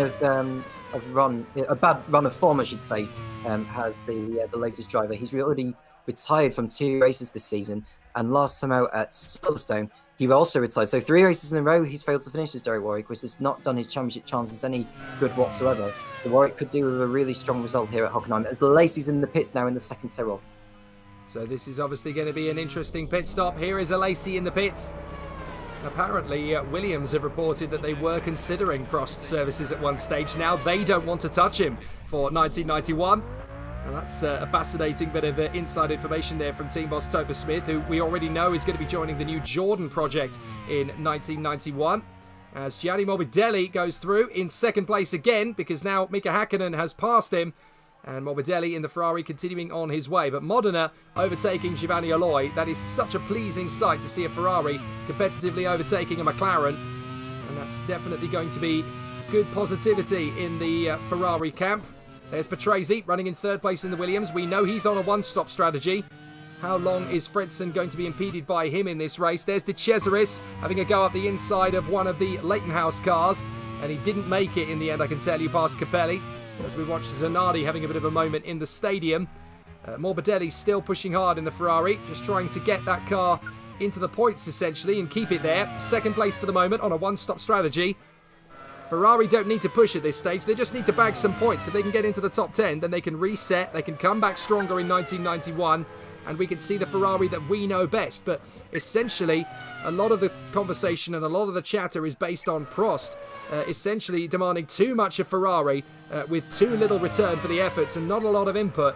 Mansell has been the man to really maximise the Ferrari package. We've seen him fighting at the front over the course of the season, so Mansell really looks like the man that Ferrari should be banking on. No, I should think so too. And whilst we were saying that, Stefano Modena is continuing his great race by passing Derek Warwick for 8th position. And the next man up front is Nelson Piquet, who is less than 9.5 seconds in front. So Modena's got some clear track ahead of him now to put in some very fast laps to put himself in a prime position for a good result, maybe even a podium if the trouble hits any of those in front of him. And here we have Sanson, who's just got ahead of, I believe, of Riccardo Patrese for 3rd position, although Patrese is going to be in the slipstream, and this is Thierry Boutsen, who has locked up somehow in the other Williams, but he just manages to keep going there. So it's been a very, very strong race for the Tyrrell team and for Ferrari, and I'm pleased to see that Ferrari are back on form in this one. I'm just hoping that reliability doesn't hit them once again. Yeah, that really would be catastrophic, considering they finally seem to have got their mojo back together. You've got to give them a little bit of credence here, because obviously the two drivers in their car are not the fastest men they could have had, Modena and Morbidelli, but obviously there's an interesting factor at the moment, because for the next race Mansell returns, and there are wild rumours that somebody suggested that maybe they need Stefan Johansson back in a Ferrari again, because he did drive for them at one stage in his career, and he will be off injury. He's actually obviously had incidents with the earlier part of the season. He had a big shunt at Imola, and he was counted out for 6 races, but we are told that he is on the mend and he will be fit to race again at the Hungarian Grand Prix. And Stefan Johansson obviously knows the Ferrari team well. He's a very likeable chap, and he's still got plenty of speed and ability. We saw that from him last season. Despite being in one of the slower cars, Stefan Johansson was still able to get an awful lot out of the Onyx. In fact, he got a podium, didn't he, at Estoril last year? I'm fairly sure. That was 89. He got the job done. And a fabulous young driver still, Stefan Johansson, with plenty of great race days ahead of him, I'm sure. But Ferrari could do a lot worse than to look at hiring his services. But then Stefano Modena, as you mentioned, is still a fairly handy driver in the Brabham, and he's keeping good pace. Now Patrese seems to have lost the place to Alesi, so Alesi's got through, and there he is, Jean Alesi in the Tyrrell, having got past Riccardo Patrese. Frenson's closing in on Morbidelli, so that could be an interesting little challenge between those 2 or 3 drivers. Morbidelli, I would think Morbidelli is going to try and hold Frenson up for as long as he can, because if he can remain ahead of the Tyrrell for when he comes in for his second stop, that's going to put him in play in the battle between him and the Tyrrell drivers, although the Tyrrell's going to have a lot more horsepower on the back straight here as they come into what I believe is called the Senna curve on this part of the Hockenheim ring. So up to second goes the Tyrrell. No major surprises there, but then Morbidelli is on a one-stop strategy, and he is upholding the honour for Ferrari. Having said that, he's having another crack at the Tyrrell. He's not backing off the challenge anytime soon. Good on you, Gianni. Brilliant work from the Ferrari driver as he continues to show the might of what Ferrari can do. And he has said several times this season, you know, we may not be in a competitive position, but any chance I get, I'm going to wring this Ferrari's neck. And we've seen a few times in the past the topsy-turvy nature of Grand Prix racing. A car works perfectly well in one circuit, and at another circuit, it just doesn't seem to have the grunt. And here at Hockenheim, at least, the Ferrari does seem to have a little bit of core strength. And that's good news, because obviously with Mansell set to return and the next upgrade section for the corners for the cars coming up, Ferrari will want to do a little bit of work to bring Mansell back into the car and hopefully get them their first win of the season. It's not impossible. It sounds a bit impossible now, based on what's happened with Ferrari this year, but with Nigel Mansell in the car, as we all know, anything is possible, and he's going to be a hot property for 1991 for sure, Nigel Mansell, once he comes back. Here's Hakkinen in the lead of the race, but he's got a little bit of an issue here with the Lego Acela in front of him. Here's Andrea De Cesaris having another crack at Alboreto. And this time De Cesaris, of course, is unlapping himself. Well, he's getting himself back up the order, having had a pit stop earlier on, of course. There are wild rumours going around the paddock that Lotus may be about to have an interesting shake-up of things for 1991. And the yellow of Camel may disappear, but the yellow of Renault may be a little bit stronger with that particular team. And that's got a lot of people talking about what Renault's future is going to be if they tie in with Lotus a little bit more concrete for 91. As Alesi has got past Morbidelli, but Morbidelli is sticking with the Frenchman and utilising the slipstream. So the Ferrari is actually saving a little bit of fuel here, a little bit of gripping the tyres as well, by just hanging on in there behind the Tyrrells. And he only needs to go a couple more laps into this race before his only stop. The Ferrari has a good chance of a podium here, because if they're only one stopping, he could gain a lot more time than the likes of Hakkinen, Frenz and Alesi if he just stays on the back bumper of these cars. He's got a really good chance of getting some decent points. Most certainly, so Piquet runs wide at turn 1 there as the Brazilian. But yeah, like you say, if Morbidelli could remain in the slipstream of Jean Alesi in front, that would keep him in play for a podium finish. I don't know how quick he'll be on his second second set of tyres from when he comes in. But this is most definitely a promising showing from Ferrari with Morbidelli there. And Modena still in 8th place at the moment, but continuing to eat into Piquet's gap there. So Modena in play most definitely for a good result in the other Ferrari at the moment. Giovanni Aloy in 10th place for McLaren. Both of the McLarens in the points currently, with Adrian Fernandez in 11th for the Arrows team. Now, reviewing the season so far, footwork didn't have the best of starts. I mean, Alboreto kept having problems, and Fernandez not showing the best of his talent. But from roundabout Canada onwards, they very much, turn the tables around as far as their season's concerned. Yeah, it's fascinating how this young charge, Fernandez, and actually, while we're on the subject of Fernandez, there are a couple of drivers who have become hot properties in Formula One since defection over from the American single-seater scene. Michael Andretti, of course, and Paul Tracy, the Canadian, is another. But there are a handful of drivers who have managed to make it very successful here in Formula One. The most notable of those has got to be Adrian Fernandez, who not only brings a massive quantity of speed, but also brings good funding behind him from Mexico. And there's rumours very much abound that Mexico are set to make a big step forward into the world of Grand Prix racing as a team with the Modena brand, which is ironic because we have a driver in Formula One called Stefano Modena. No relation, of course. But Modena with the GLAS project is essentially trying to get funding from Lamborghini to run as a all-Mexican Formula One outfit with Lamborghini factory backing, which is a very ambitious startup project. But they would love to have an all-Mexican team, with Giovanni Aloy obviously getting his mileage in for McLaren, and Fernandez having a great opening season with Arrows. But I wouldn't at all be surprised if Arrows were not very keen on letting Fernandez go. He certainly seems to be their complete secret weapon at the moment.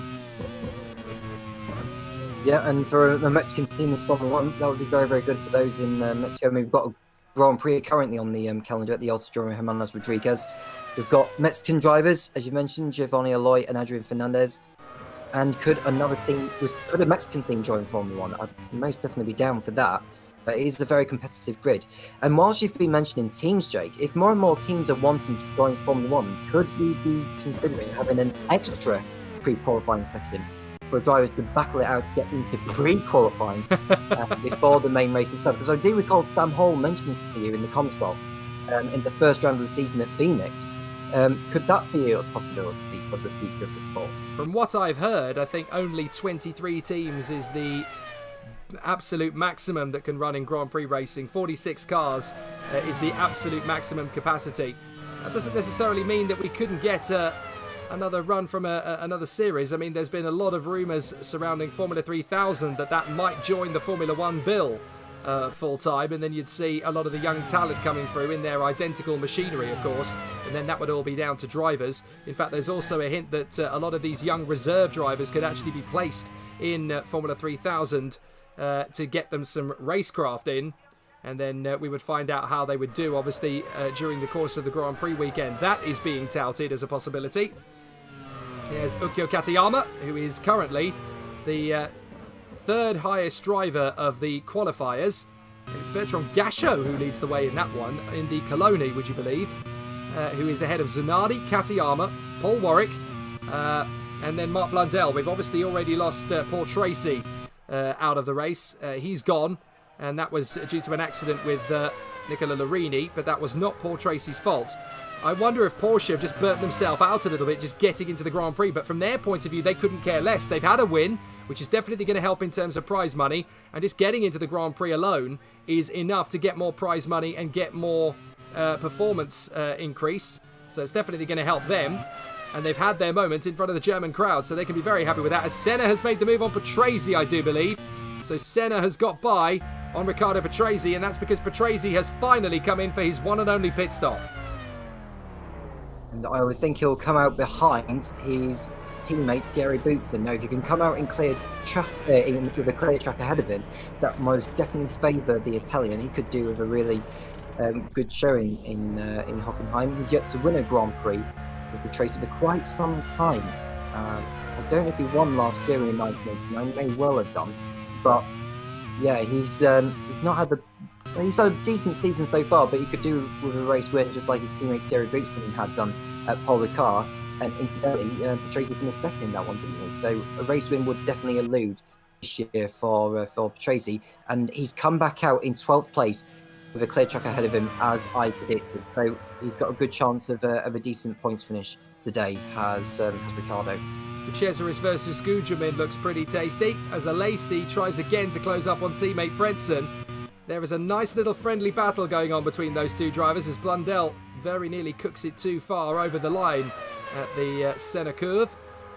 But the battle continues on its way. There is Ayrton Senna up the road, trying to get away from his fellow three-time world champion Brazilian compatriot Nelson Piquet, who's settling back into life as a Benetton driver again, having missed the French Grand Prix along with his teammate Alessandro Nannini. They both missed it for differing penalties, and they were replaced obviously in that race by Carl Wendlinger and Jan Lammers. Morbidelli now comes into the pits for his one and only pit stop. It's a race that hasn't been dogged by retirements, which is quite nice. We've actually been able to see some proper racing out on the circuit. Speaking of which, here's Alesi making his bid for Frentzen, and this could be pretty tasty between the two Tyrrell teammates. Alesi is not going to bow down to his young upstart teammate. Alesi forces the issue and passes Frentzen.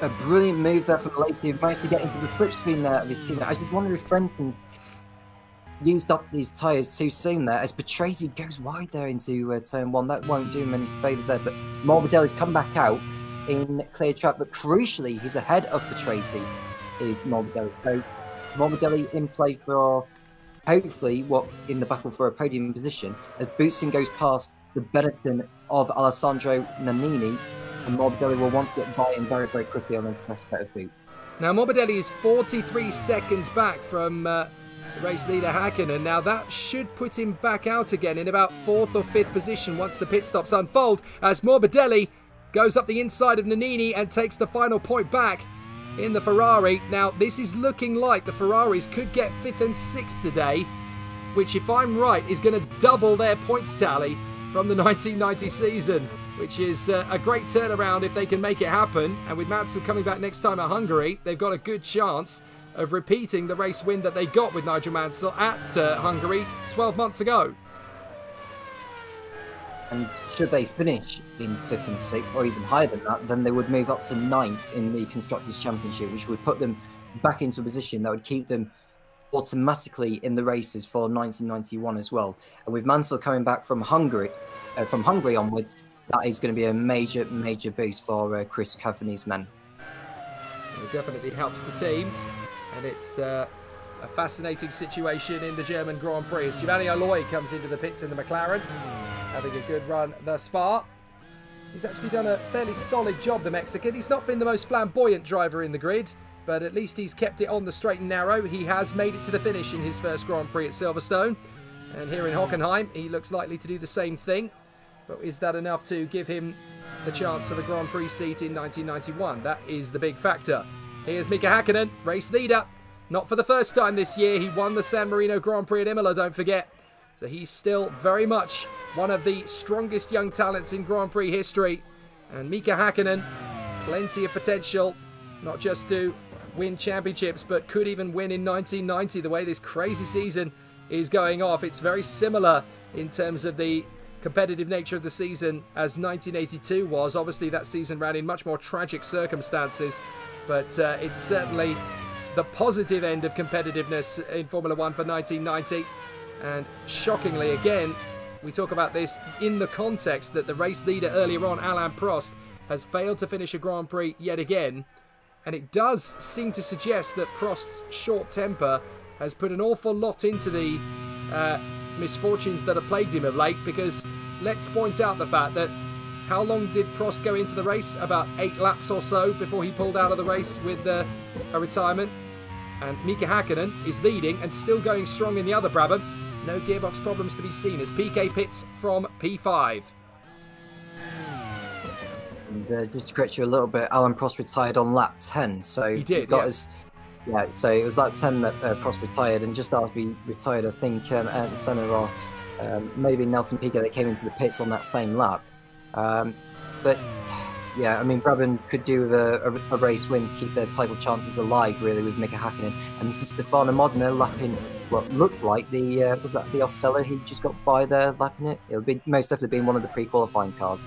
But, you know, and I want to touch on actually on the pre-qualifying drivers because there's a very distinct pace difference. Oh, Derek Warwick's in trouble. Yeah, the suspension seems to have failed on the Lotus, and that looked like it's been going for a long time. Warwick having another difficult day at the office in the Lotus compared to his teammate Andrea De Cesaris, who really has got the most out of the Lotus. Oh dear, and the rear of the car letting go in a big way there. So Derek Warwick out of the race, and this is the man, of course, who is second in the Drivers' Championship.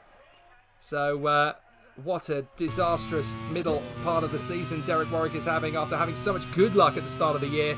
It's all coming undone for him. Race Control have just informed us there is to be no further action for the incident between Larini and Tracy. They've clearly deemed that Larini, while skating back onto the racetrack, was out of control of his car. There was nothing he could have done about it. And Tracy, unsighted, couldn't avoid him. So it's decided that there is no further action to take on that one.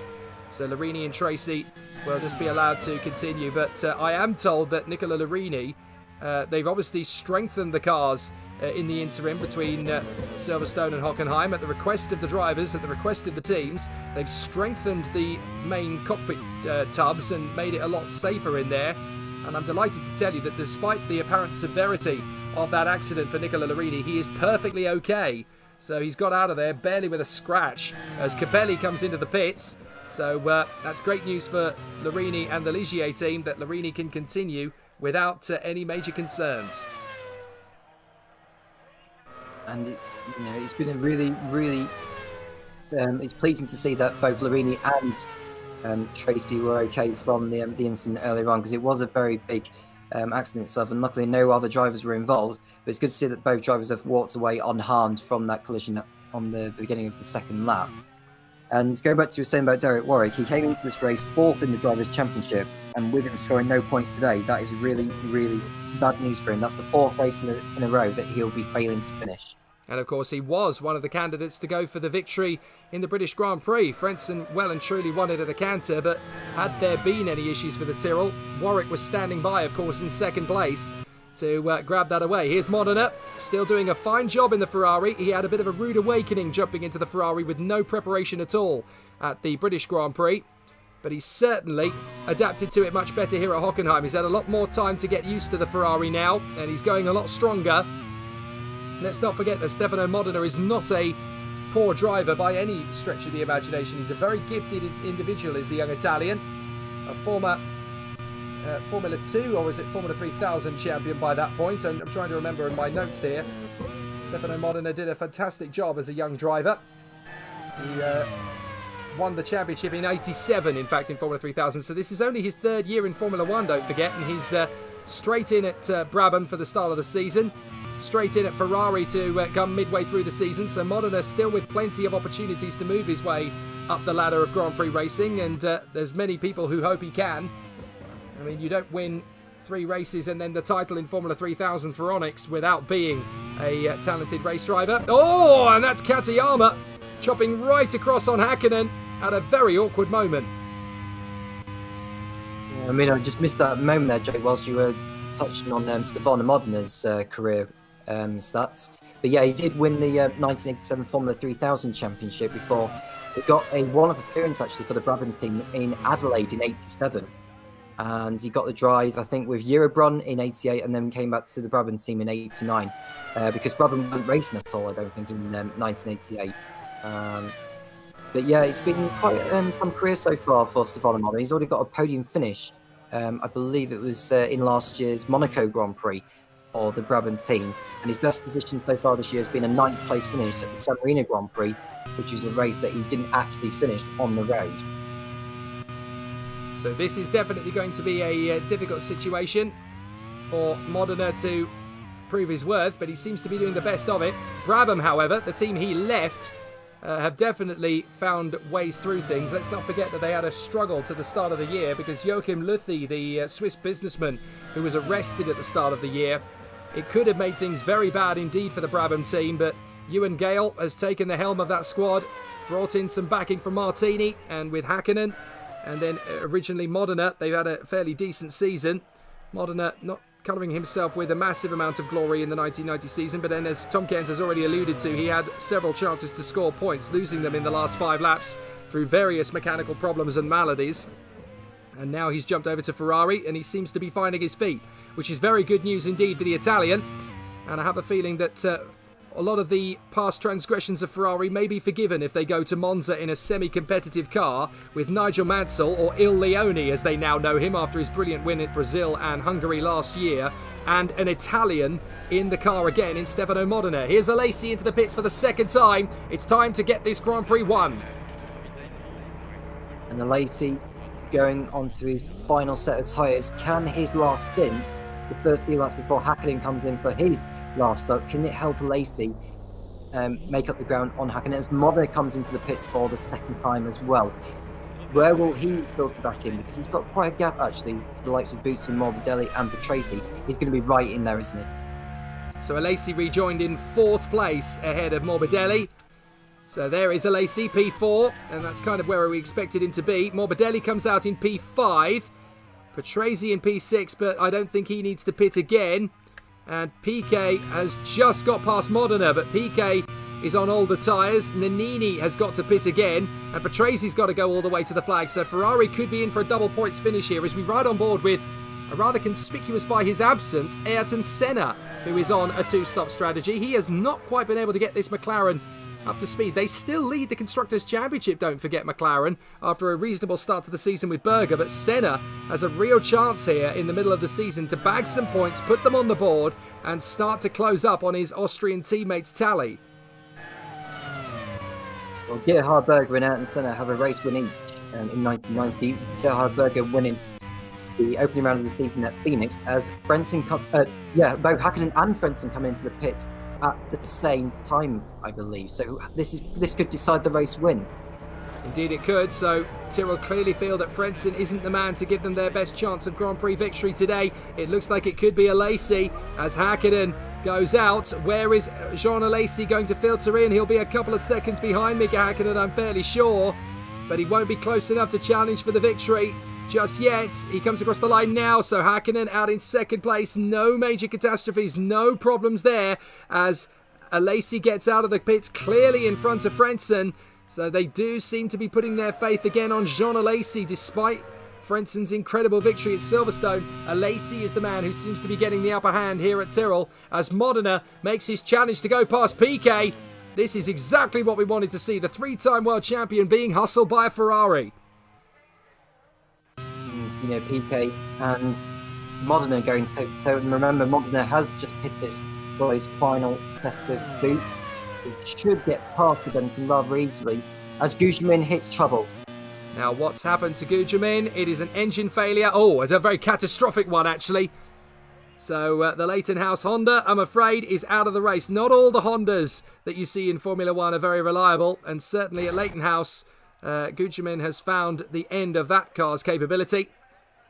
And it looks as though Leighton House will go into 1991 in not quite the same stead that they were hoping to from 1990. We're told that that car is pretty much going to be unchanged, only revolutionised a little bit heading into the 1991 season. They may even keep the same drivers from what we're told. Gugelmin and Capelli not really rocking the boat and certainly not causing too many issues as Senna comes into the pits from the lead of the German Grand Prix. But the lead he's got over Hakkinen and Alesi and Frentzen suggests he's not going to get out in front of them. He will join back into this race in P4. We will keep an eye on his pace as well. He's got 8 seconds this one, so it's a quicker pit stop actually than the likes of Hakkinen, Alesi and Frentzen, which could help him later on. I'm just beginning to see where he comes out in regards to traffic. I think he's only got a single back marker to get by, so that's not bad there for Senna, but he's got a lot of ground to make up in the final 14 laps of this German Grand Prix. Mika Hakkinen seemingly on his way to his 2nd win of the season. Now, remember, he had a race win robbed of him in the final 5 laps of the French Grand Prix at Paul Ricard. Just got to hope that that kind of misfortune doesn't strike again here at Hockenheim. And Tyrrell will be very, very happy there. Sam Hole most definitely within the camp with 2nd and 3rd for Alesi and Frentzen. That won't do him too much harm. and as I've already mentioned, Ayrton Senna is 5 seconds, in fact, behind Frentzen on tyres that are only a lap younger than the home hero. So Mika Hakkinen, the young Finn, leads the German Grand Prix, and he is starting to look like a championship contender at last. Having had a brilliant start to his season, the Brabham is really starting to come into its own, perhaps in the hands of merely Mika Hakkinen. Alain Prost still needing to get the hang of the car then, after shearing the gearbox in the first 10 laps of this German Grand Prix. Despite pulling away out in front, he clearly pushed the car a little too hard. Hakkinen has been coaxing it with a little bit more grace and certainly a lot more wisdom. And he's been able to keep that car out in front with no major concerns. Hakkinen still leads the way here at Hockenheim. Alesi and Frentzen in the two Tyrrells are second and third. Senna's McLaren in P4. Morbidelli is next up in the Ferrari, doing a grand job on a one-stop strategy. Patrese is sixth in the Williams. Seventh is the Ferrari of Stefano Modena, so both Ferraris in the points at the moment. Piquet is eighth in the Benetton, ninth is Boutsen in the Williams, and then Giovanni Aloi in the McLaren is currently in P10 ahead of Nannini, Fernandez and De Cesaris. So it looks as though that there are 6 different teams in the top 10 at the moment. So we've got Brabham, Tyrrell, McLaren, Ferrari, Williams and Benetton.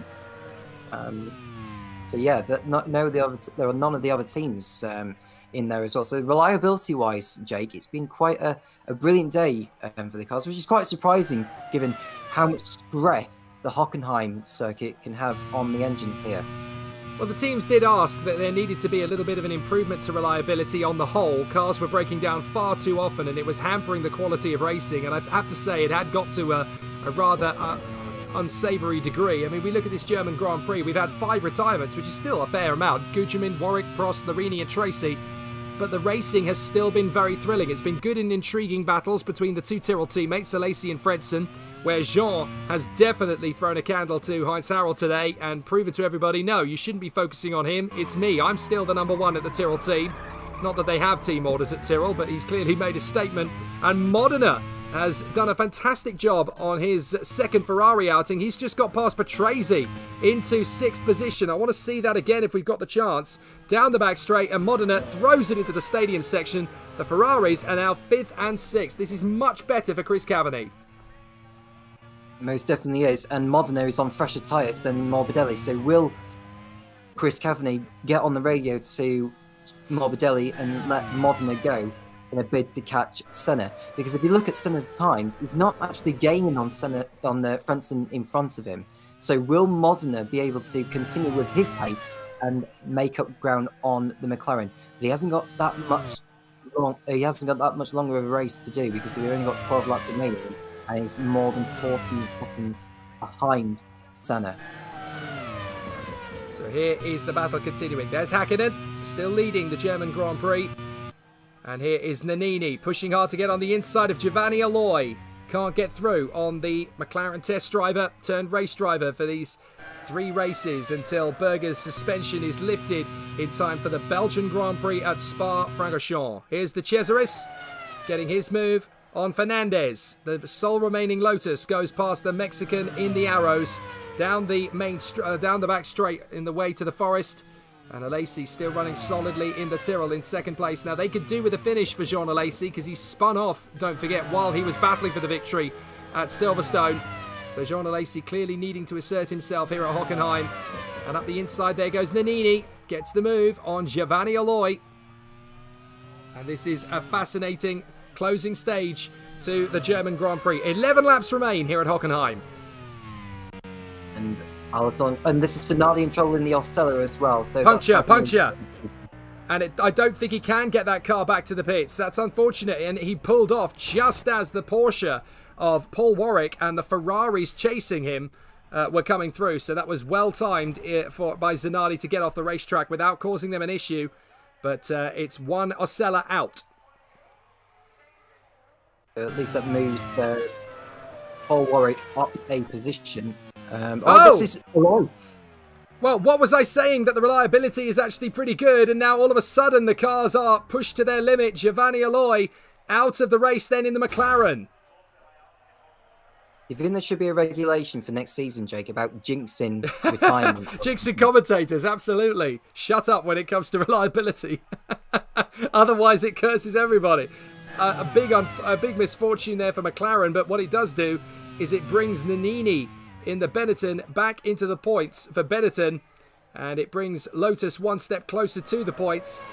So, obviously, one man's sorrow is another man's gain. Here's Alesi in the Tyrrell, still running well in second place, as Hakkinen in the Brabham runs solidly, 5.5 seconds in front.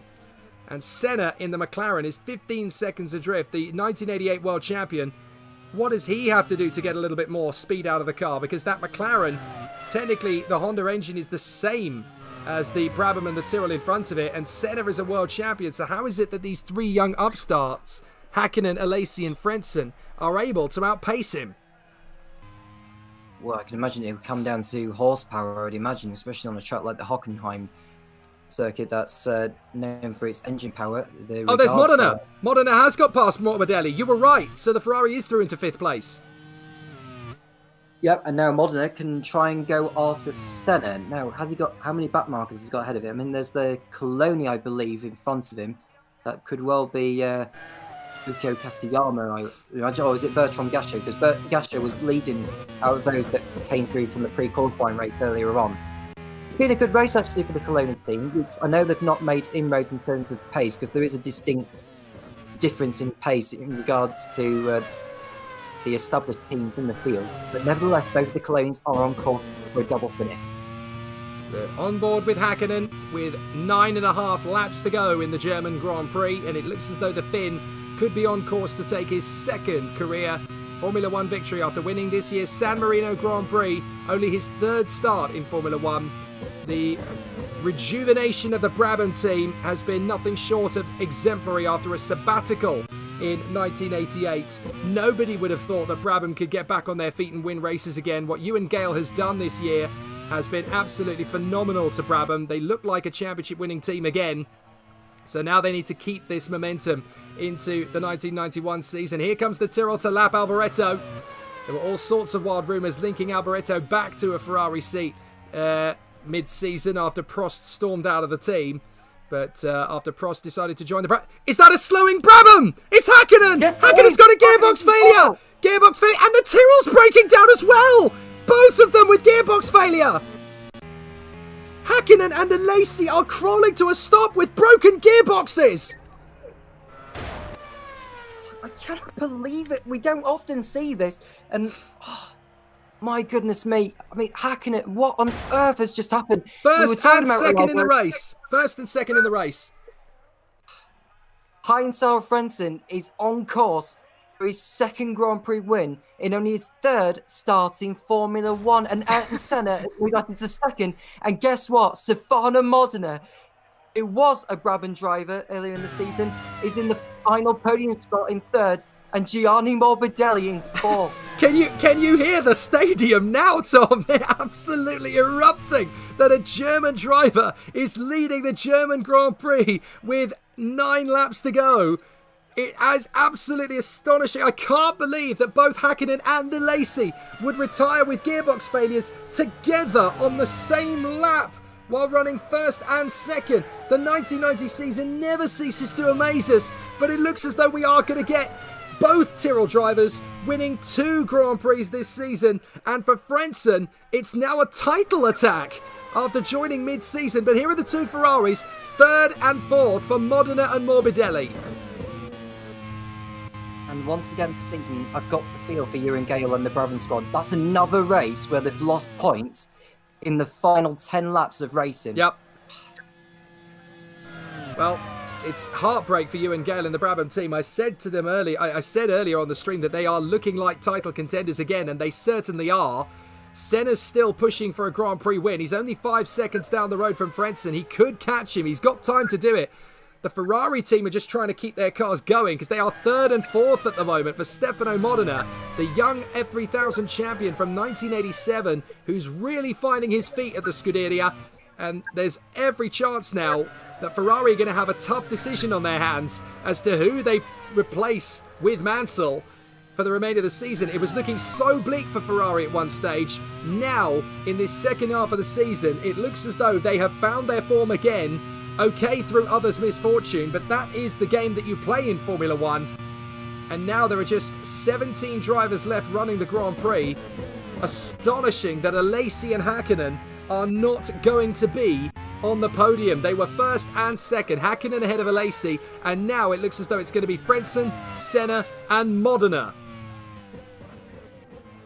Well, that could change the situation in regards to the championship, because Hakkinen and Alesi retiring has opened the door for Frentzen to get his second victory.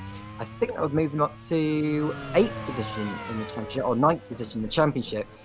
And or maybe even more than that, actually. You can, looking at the championship, it's going to go one way or another, really, in regards to the championship, because Gugelmin's out, Alesi's out, Warwick's out, Hakkinen's out, and Berger's not currently racing. Well, there is the Ferrari running in 3rd position as Nelson Piquet overshoots the car. Do you know what? Piquet's had a really difficult season here in 1990. Yes, he's won a Grand Prix earlier in the year in Brazil, but ever since then, really, his star does seem to have waned a little. And the Benetton team really struggling to get the best out of Nelson Piquet in mid-season. He's made a few mistakes. He's had a one-race ban. It's never quite come to his fruition, so it's been a very difficult middle of the season for the 3-time world champion. There's Senna, still running well in 2nd. That will definitely put some decent points on the board. And Blundell's slowing. Blundell in the Osella is slowing. And that's both of Ed Hunter's cars out of the race, and that's very bad news for him there. He could have really done with at least one of the cars getting to the checkered flag.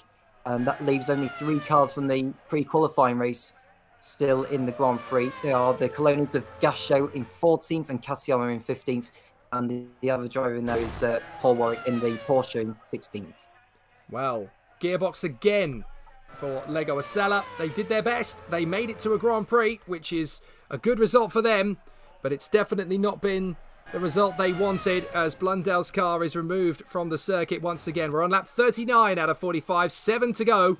Make that 39 laps completed now, as Frentzen has 6 laps to go in the German Grand Prix. And the fans are on their feet. They are literally dancing in the stadium, because their young German star, Heinz-Harald Frentzen, could be the new kid on the block for a world title charge. If he wins his 2nd race in a row for the Tyrrell squad, then surely he has to now be considered a serious championship contender in this crazy season. Frentzen could go for broke and win his home Grand Prix. Only one other driver has won their home Grand Prix this season. That is Nelson Piquet back in Brazil. But this could be the dream for Frentzen. A few races ago, he wasn't even in Formula One as a driver. He was a test driver focusing on the sports car project, but they were so impressed with him early season. Tyrrell said, right, we're going to rest Rickard Rydell. We're going to give you a shot. And right from the word go, he's been sensational. He won at Silverstone, and now he's on the verge of winning at Hockenheim. And has there ever been a driver that's won the title after missing the first 7 rounds of the season, Jake? I don't think so. I definitely don't think so. So that's going to be an interesting accolade if that's the case. We also have to pick up on Stefano Modena. Incredibly talented racing driver, was 3rd at Monaco last year for Brabham, and was never really expecting to have such a dodgy start to the season, but Ferrari decided to gamble on him. When Prost walked out, they said, you know what, they're dropping Modena, let's give him a go in the car. And they've been rewarded, because Modena has really stepped up to the table and given it his best, and he's there in 3rd position. Here's Morbidelli, and he's outpacing Patrese and Piquet. So this is going to raise Morbidelli's stock a little bit for next year as well. But that double retirement from the 2 leaders, Hakkinen and Alesi, has brought the Cesaris' Lotus into the points. And this man as well, Adrian Fernandez of Mexico, finally back in the points. And hopefully the bad luck isn't going to jinx him this time to get to the end of the Grand Prix. That would be absolutely catastrophic if he could lose this one as well. But here's Senna, getting back to what he does best, running at the front of a Grand Prix. He's not leading it. He is in 2nd. But that's good points on the board for McLaren to continue their bid in the Constructors' Championship, and good motivation for Senna to continue his title bid in the 2nd half of the season. And now we're in the final 5 laps, Jake. I just hope that, given what we've seen for Stefano Modena this season, I just hope we do not get a repeat of it here now. It'd be a massive, massive change for him. Yeah, this is the moment when it usually disappears, isn't it? And he's been one of those drivers who essentially has had a one-hit wonder over the course of a season. He only got one finish in the points last year with Brabham, and that was at Monaco. I'm fairly sure he's only finished in the points once so far this year, but had several opportunities taken away from him. But now Modena with a chance to finish on the podium for Ferrari. Everybody crossing their fingers as Patrese makes a bid up the inside to lap a back marker. That was Katayama in the Coloni. I had a horrifying thought for a moment that might have been a Ferrari, but it's not. They're still going okay in third and fourth. They really have done their homework recently, Ferrari, as Katayama tries to unlap himself from Patrese. What on earth is he thinking?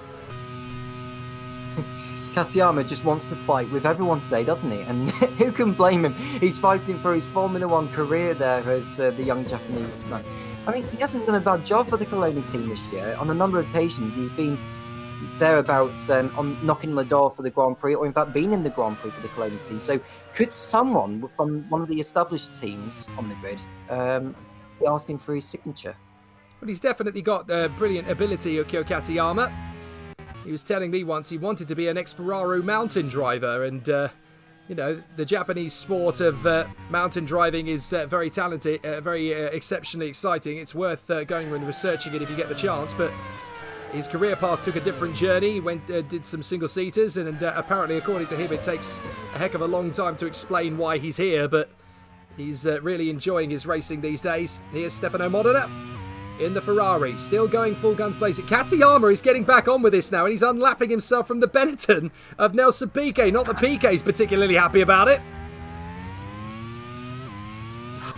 Well, you're talking about a three-time world champion. Well, Katayama thinks, well, I'm faster than you. I don't care who you are. I'm going to pass you again. I don't care if I'm a lap behind you. Well, let's not forget that he's got the Ferrari engine in that car as well. Of course, and you know, the horsepower advantage for the Ferrari seems to have paid off not just for the Ferrari Works team, but for other teams like Coloni here today. We've seen that in the pre-qualifying race earlier on. Just looking at the other teams who have got the Ferrari engine as well, I believe Coloni are the only other team with the Ferrari engine at the moment, but I bet for 1991 there's going to be at least one more, because obviously the rule for 1991 as the Ferrari laps Bertrand Gachot is that the factory team can have two customer teams, and that's it. It's only two customer teams that are allowed to be on the grid as Modena laps Bertrand Gachot. Ferrari still at full pelt, set for a double points finish if all goes well. But Gachot, with a similarly Ferrari engine car, having a go at unlapping himself. Careful, Bertrand, this is not good news. This is Chris Cavady, surely, getting on the radio to Coloni and their team manager, Senna Stoffmeal. Can you get them off our back, for goodness sake? We're trying to get some points here in one of the worst starts to a Grand Prix season in our history. This is a chance for us to re-salvage something and finish our season off on a high. Leave us alone. Yeah, I mean, he'll be knocking on the Coloni team boss's doorstep. Steno Stoffmeal, well, he'll be pleased to see both his drivers still in this one. And now, regardless of what happens, they'll be classified because they've completed 90% of the scheduled distance. Whatever happens, Ferrari will be double finishers, even if they don't actually finish the race distance. So there's definitely going to be double car prize money for Ferrari, which is very good news indeed. But with 2 laps to go, it's all or nothing now for Frentzen as he loses half a second to Senna in that last sector. So Senna is still giving it one final push in the hope that he can get one over on the German as Alboreto runs very wide at the first corner, just about manages to save it. We're on board with Frentzen. Enough fuel to get to the end of the race. No problems with the car. And the German crowd pushing him, pulling him around the circuit. Very much people power. Pushing the Ferrari, pushing the Tyrrell home at the front end of the field, I should say. There's Morbidelli, still running in P4. He now laps the Coloni, which again uses the slipstream to good measure. But Morbidelli running well up in front of him now in 4th place and a lap ahead. Here's Senna in the McLaren. 2nd position, but it looks like it's going to be Frentzen for the 2nd race in a row, Tom. It looks so that way, and he'll be the only other driver. In fact, he'll be joining John Alesi, in fact, the other driver to win 2 races this season. So the only drivers to have won 2 races this season, or more than 1 race, are the Tyrrell drivers. So that's 4 race wins for the St. Paul. If you were a gambling man, you would never have put money on that at the start of the year, would you? No chance at all that at the halfway point of the year, the only team to have had 2 double winners in their team would be Tyrrell. They would be betting on 1 win if they were lucky, I think, but the fact that Tyrrell is about to take its 4th win of the year. Here's Ayrton Senna, running full guns blazing in second place as Frentzen has already begun the final lap. Senna definitely faster in the final sector, but Frentzen seems to have more confidence in the car in the mid sectors, and that's where Frentzen is finding the speed. But then he's been impressing everybody in Group C this year in sports cars, and everybody's been saying, well, Schumacher's a very fine talent, but Frentzen, we think, is actually slightly quicker than him. So Frentzen has obviously got into the car mid-season, having been Tyrrell's test driver, and it looks as though all of those critics were praising him were right. And just looking at the gaps in the moment, Modena still in command over that final podium spot. And what a day it has been for Ferrari. They really, really needed this result so much to help with their championship season at the moment. And then Chesler's just a bit too deep there, coming out of what was the Sats curve he's just gone by. He should keep hold of his 9th place there. He's safe from Fernandez. But hindsight, Frentzen, it's another day to remember. You've got to go back a heck of a long way in Grand Prix racing history for a German driver to win the German Grand Prix. Before the war, I think, was the last time it happened. Listen to the crowd as he enters the stadium. The fireworks are already starting. The horns are blaring. Germany has a Grand Prix winner in modern Formula 1 at last, as out of the final corner, Heinz-Harald Frentzen of Tyrrell makes it 2 wins in a row, and he wins the German Grand Prix of 1990. An amazing result for young Frentzen. He is a title contender for sure. Senna comes home in a solid second. He can be happy with that. But look back in the stadium. 2 Ferraris are coming through. At last, a solid result for the Ferrari team. 3rd for Stefano Modena. 4th for Gianni Morbidelli. At last, the result they deserve. And Modena is 3rd for Ferrari. Brilliant, brilliant. And the Ferrari crew go bouncing and bouncing on the pit wall. That really means so much. They look like they've won the championship. They're celebrating so much. Well, who can blame them? It's been an absolutely thrilling performance from Ferrari. We saw the pace from them in qualifying, and they've managed to carry that through into the race. And not only that, the cars lasted the distance. I believe that's the first time, actually, that both of the Ferraris have finished the Grand Prix. It is indeed. Frentzen's waving a German flag on the other side of the circuit, I can tell you. He had it hidden just in case. What? That's amazing. Frentzen is really enjoying the moment. Oh, man. And that means so much to him. And that's his 2nd Grand Prix win in only his 3rd start in Formula 1. Boy, is he a star in the making. Well, we've seen some superstars grace the world of Formula 1. But Heinz-Harald Frentzen is quickly becoming a smooth operator in Formula 1. And a man we need to be considering as a future legend of the sport. It's a win for Tyrrell and Heinz-Harald Frentzen. Ayrton Senna 2nd. It is so good to see a double Ferrari top 5 finish as Modena gets a podium. Morbidelli is there in 4th from Patrese Williams, Piquet's Benetton, the second cars of Boutsen and Nannini. Lotus get points from De Cesaris. Fernandez gets the final point for Arrows. Then Chiva, Capelli, Alboreto and Gasho from Katayama. And Paul Warwick, the final finishers. Gearbox failures taking out Blundell and Zanardi with a puncture. Alesi and Hakkinen on the same lap. The Brabham and the Tyrrell, both with faulty gearboxes. Prost pushing the car too hard in the early stages. He had a broken gearbox too. Giovanni Aloy's McLaren suffered an oil leak. Leighton House with Mauricio Gugelmin had an engine failure. Suspension for Warwick and the crash on lap 2 for Larini and Tracy. And that takes care of that. The fastest lap of the race, Alain Prost. So the bonus point goes to Prost. But he certainly doesn't get more than that because he was pushing too hard in the early stages. It's a win for Heinz-Harald Frentzen and Tyrrell on the Germans' home ground. What a result, Tom. It was a very good result for indeed, and of course for Sam Hall now, because I believe that's 4 races in a row now that they've won. And who would have thought that after the Monaco Grand Prix? Because they didn't win a Grand Prix. Well, they hadn't won a Grand Prix before Canada, I think since 1983 with Michele Alboreto in, what was it, Dallas, I think it was? Indeed, it was. Yeah, it was, yeah. So Who would have thought they would have been winning 4 races in a row now for the Tyrrell team?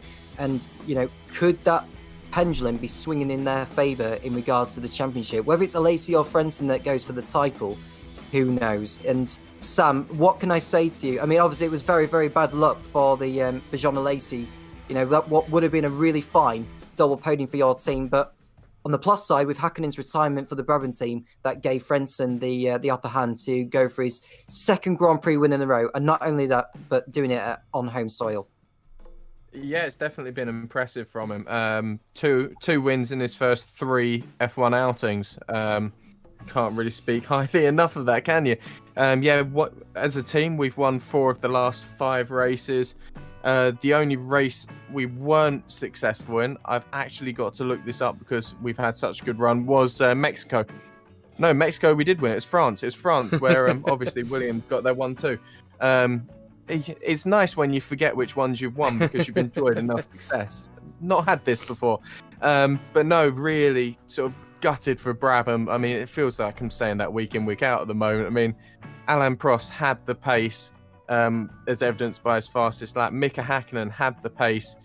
Alesi and Heinz, I think they were on the same pace as each other.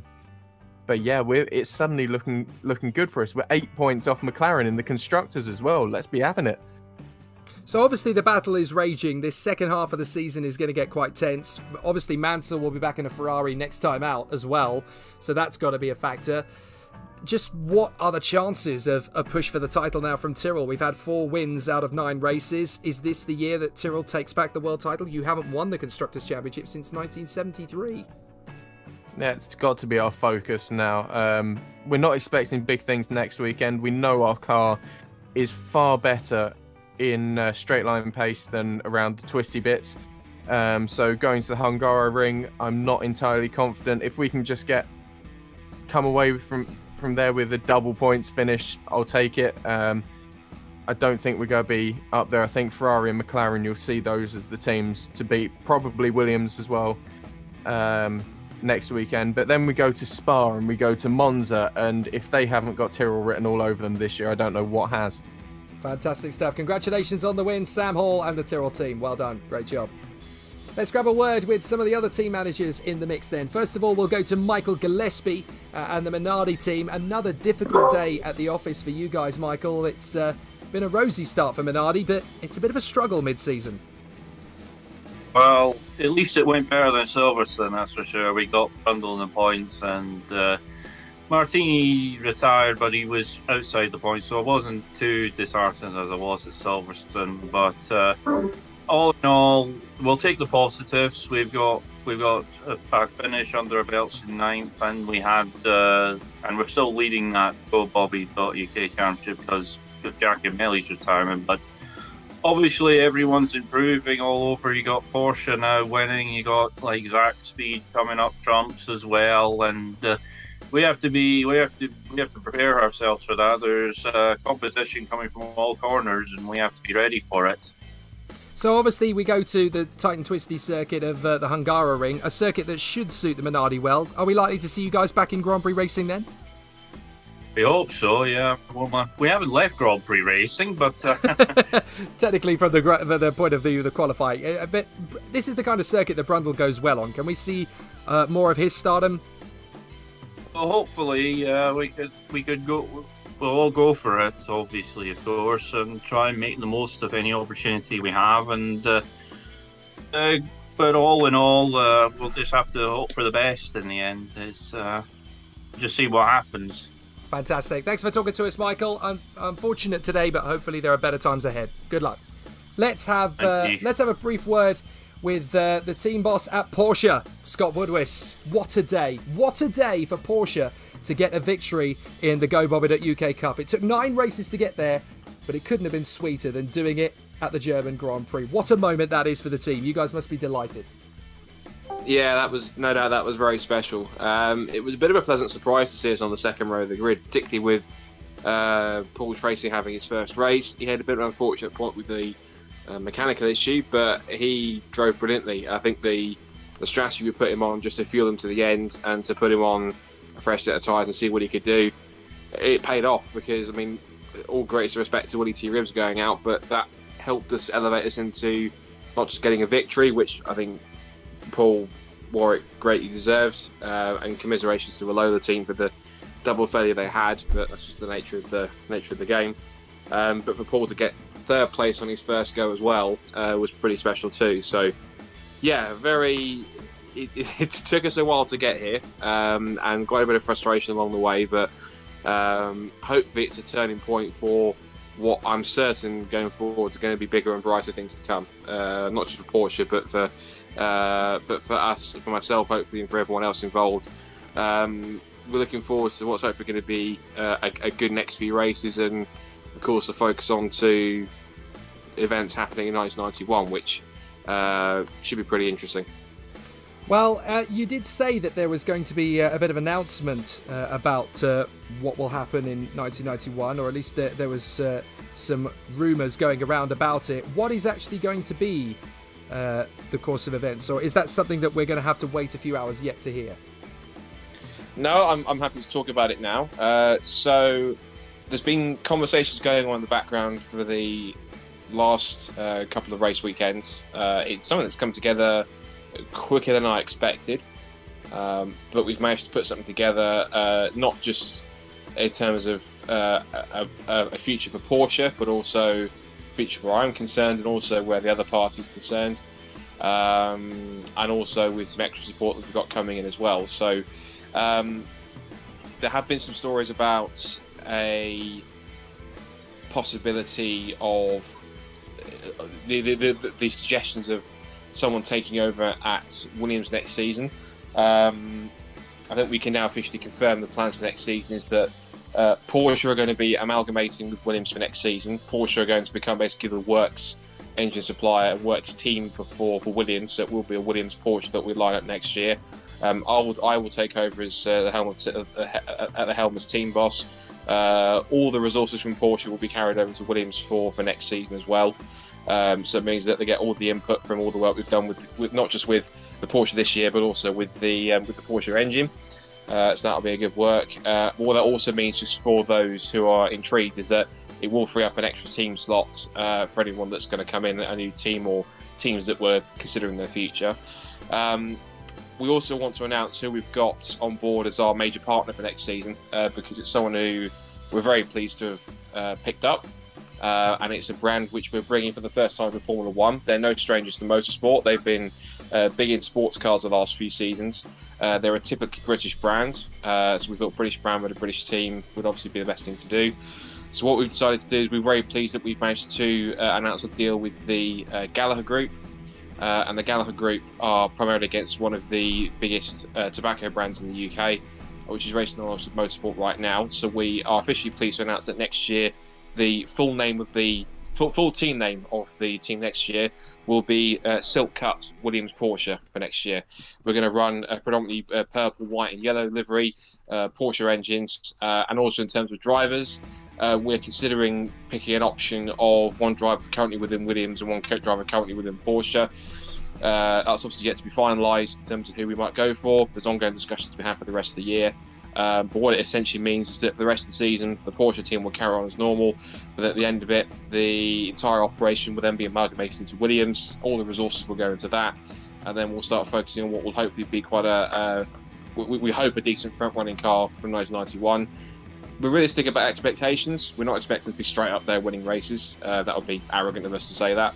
But I think given Williams' expertise over the last few years, having won championships, Porsche's expertise having won sports cars, and success we've already had in the last couple of weekends with the Go Bobby Cup and the plans we had going forwards, I think with that and also the input from Silk Cut as well in terms of our main sponsor, I think there's a lot of reason to be positive, not just for Porsche's side, but Williams' side, on my side, and everyone else involved side. So exciting times for 91. I'm honoured to be part of the Williams team to lead them and to bring such a prestigious brand as Porsche alongside them. And yeah, it's quite a big day for all of us involved, but I think one that's certainly going to look to a brighter future for 91 onwards. So yeah, to officially confirm, we'll be taking over the Williams team will carry on as normal, but Porsche are going to amalgamate themselves into it as main entry supply, basically, but Williams will become the factory Porsche team, and we're pleased to announce as well that Silk Cut will be main title sponsors, and so it'll be amalgamating that into their livery as well. So there you go. Big news, very happy, and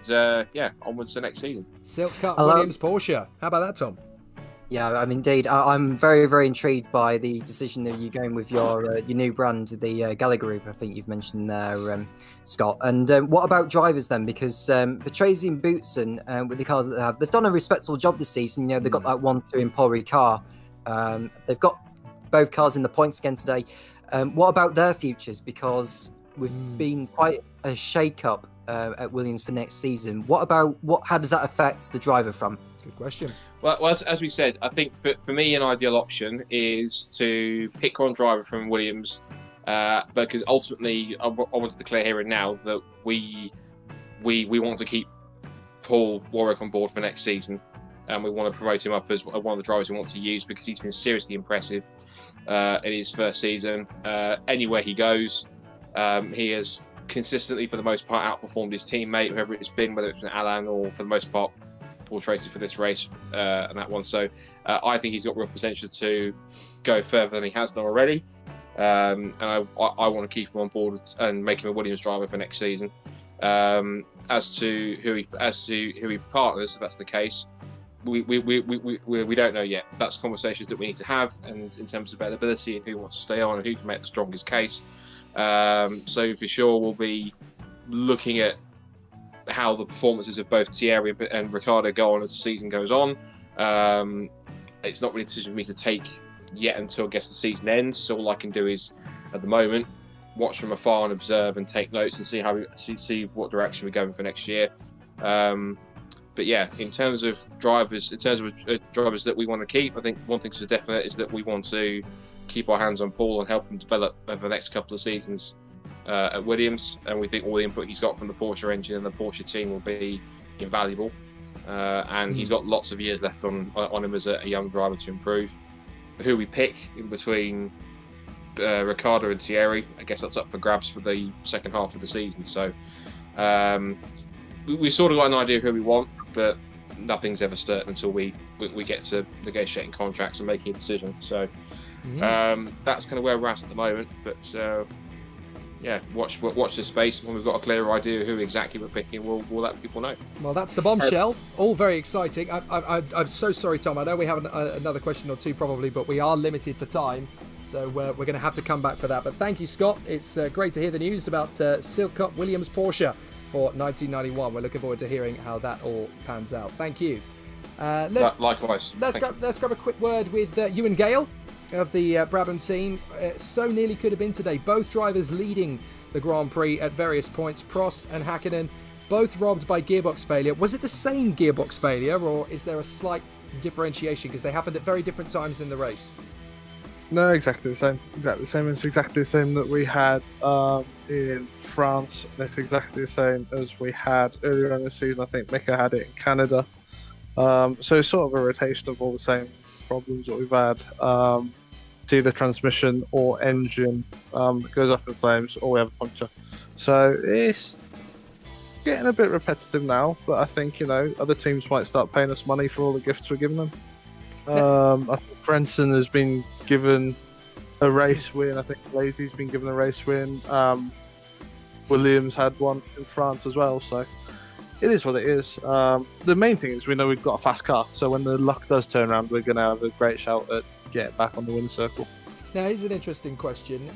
Obviously, we heard a wild report earlier in the race. A press officer gave us a little note saying that Alain Prost had a tantrum in the paddock after the race for losing a Grand Prix. Can you shed some light on that, and are there any truth in those rumours? It was less a tantrum and more just sort of a bit of frustration. Obviously, he had a frustrating start to the season with Ferrari, and I think he knows that, now he's in a car, which, by the way, is a surprise that we're at the front. We weren't expecting this season. We're very much in the rebuilding phase, but the fact he was so far ahead and he was finally able to show again how good a driver he is. So I think it was just a bit of frustration, which obviously we understand. We promised him that we'd put him in a competitive car. For the most part, we have. He's got 2 poles since he come in, but obviously reliability letting us down. So that's something we need to work on. Hopefully, everyone can see that we are working on it, and we know what we need to work on. Obviously, pace isn't a problem, so we can work on that. And same with Mika. Mika was a bit frustrated coming back in. We understand that because they want to win, and when they're in winning positions and they break down, the humans are going to be frustrated. So yeah, obviously frustration, but that's what it is. Just on drivers as well, I want to congratulate Stefano. He was brilliant for us. Obviously, someone had to go in order to bring Alan in, and delighted to see him get podium. Fantastic. Great news on the horizon for you, Ewan, but hopefully that'll come at Hungary. Thanks very much. Let's grab a word with Ryan Ferris and the Lotus team. A couple of points bagged there by Andrea De Cesaris at the end, but another difficult race for Derek Warwick, and that second place in the Drivers' Championship long gone. Yeah, it's a bit to say disappointed is a bit of an understatement. We just don't know where it's all gone. We started the season off very well, and then Warwick's had 4 DNFs in a row. So I don't know what's going on there. I don't know if he's swapped overalls with his brother or anything, but because it seems his brother's suddenly going quite well. But yeah, it's a bit strange. We're kind of scratching our heads here, but we're now starting to get to the point where we may need to start focusing more on towards next season and kind of just accept the fact that we had a good run at the start of the season, and maybe it's not what it's meant to be for this season for the moment. But you never know. There's the next race, and that could be better for us. All right. Well, thank you very much for talking to us, Ryan. We'll catch up with you again at the Hungarian Grand Prix. Thank you. Let's go have a quick word with Topher Smith and the Williams team. Obviously, a difficult day at the office, but a double points finish and a relatively strong race off the back of the win in France, obviously. So I guess there's still some positivity at Williams. I don't think there's really too much I can say about that race, Jake. It was fairly anonymous from our drivers. We started off the race pretty well, and both Ricciardo and Thierry were working their way up through the field. But then they settled into a rhythm a bit later on in the race and just not quite settled for points, but it got to a point where we started to say to them, just make sure you bring it home, let's get some points on the board. And they did exactly that. We came home with a 5th place and a 7th place, which is it's our first double points finish of the season, so I'm definitely taking a positive from that. It shows that the reliability that we've worked on with our car has been paying off. And yeah, we just need to make sure we stay competitive until the end of the season, really.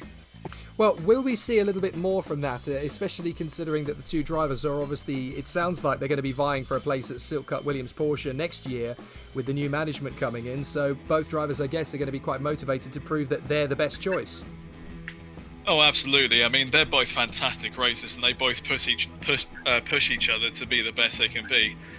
But one thing I do want to say with regards to the new management next season, with Scott Woodwist coming in, I don't think there's really any team principal who I'd rather have for that team. I mean, Scott has been very unlucky in the Retro Racing Managers League so far. He's been in contention for race wins, for championships, and it just hasn't gone his way for one reason or another. And in Williams, he's taking over a team that has already won a Grand Prix and definitely has the potential to be a championship winning team in the future. So I think this will be a good chance for Scott to finally get the team that he deserves. It's going to be very exciting, that is for sure. Thanks, Topher. We'll catch up with you at the Hungarian Grand Prix. And finally, I think it's quite nice to end on a positive note. Let's talk to Chris Cavani, team boss at Ferrari. There have been some dark days at the team this year, but a 3rd and 4th place finish under the circumstances with the two drivers who didn't start the season for Ferrari, and with Nigel Mansell cheering the team home on the pit wall. I think there are some brighter days ahead for you guys. Yeah, I'm surprised actually by today. I'm sorry if I turned up late. I had to go through the paddock and I saw Alan Prost still throwing a bit of a gesticulation or whatever the word is at the paddock. He's still causing a ruckus. I'm glad I don't have to work with him anymore. But now, yes, it's very good to see what's happened finally after all this time. And, you know, we just had to believe. We've had all these double DNFs and we thought, you know, all of this would somehow must stop. And we had one finish, we had 2 finishes, but we still had issues. And then finally, not only did we have both cars come home, They're both in the top 5. And I can tell you now, there will be champagne for us. Well, this is an interesting question now, because obviously you've got both cars home in the top 5. One of them's on the podium. This is Stefano's second podium. And, you know, Gianni covered himself in glory as well on the one-stop strategy. He was the highest driver in the field on a one-stop strategy. And Nigel Mansell's set to come back at the Hungaroring. So you guys have got a difficult decision as to who you put alongside him for the next one. Yes, we've got a bit of a number 2 driver controversy going on, but it's fine, I think. It's going to be, at least they're both showing good praise. It will be a tough decision for sure, but I'm sure that I can discuss it with them. Well, would you even consider rotating potentially? I mean, they both seem to have done a great job. Going with the hot hand strategy, I've seen that happen before in other sports and all sorts, and it can work, but then there is no proper chemistry officially being built between the two drivers out on the track. But we'll try something. Interesting. Well, at least it's a great result for Ferrari and a podium at last in 1990. Congratulations, Chris. Finally, thank you. Well, we can finish on a bright note then in the 1990 German Grand Prix. Tom, a thrilling race. Heartbreak for Hakkinen and Lacey. For Prost as well. For Schumacher in the Go Bobbit at UK Cup race. That young hot-headed talent has definitely got to find a way to get into a Grand Prix at some stage. But Frentzen winning on home soil. Ferrari on the podium. Senna back in action. That race had everything. It did. We didn't see too much in the opening 2/3 of it, but the last part of the race was what decided it all. And, you know, for not one leader to go out, but for two at the same time.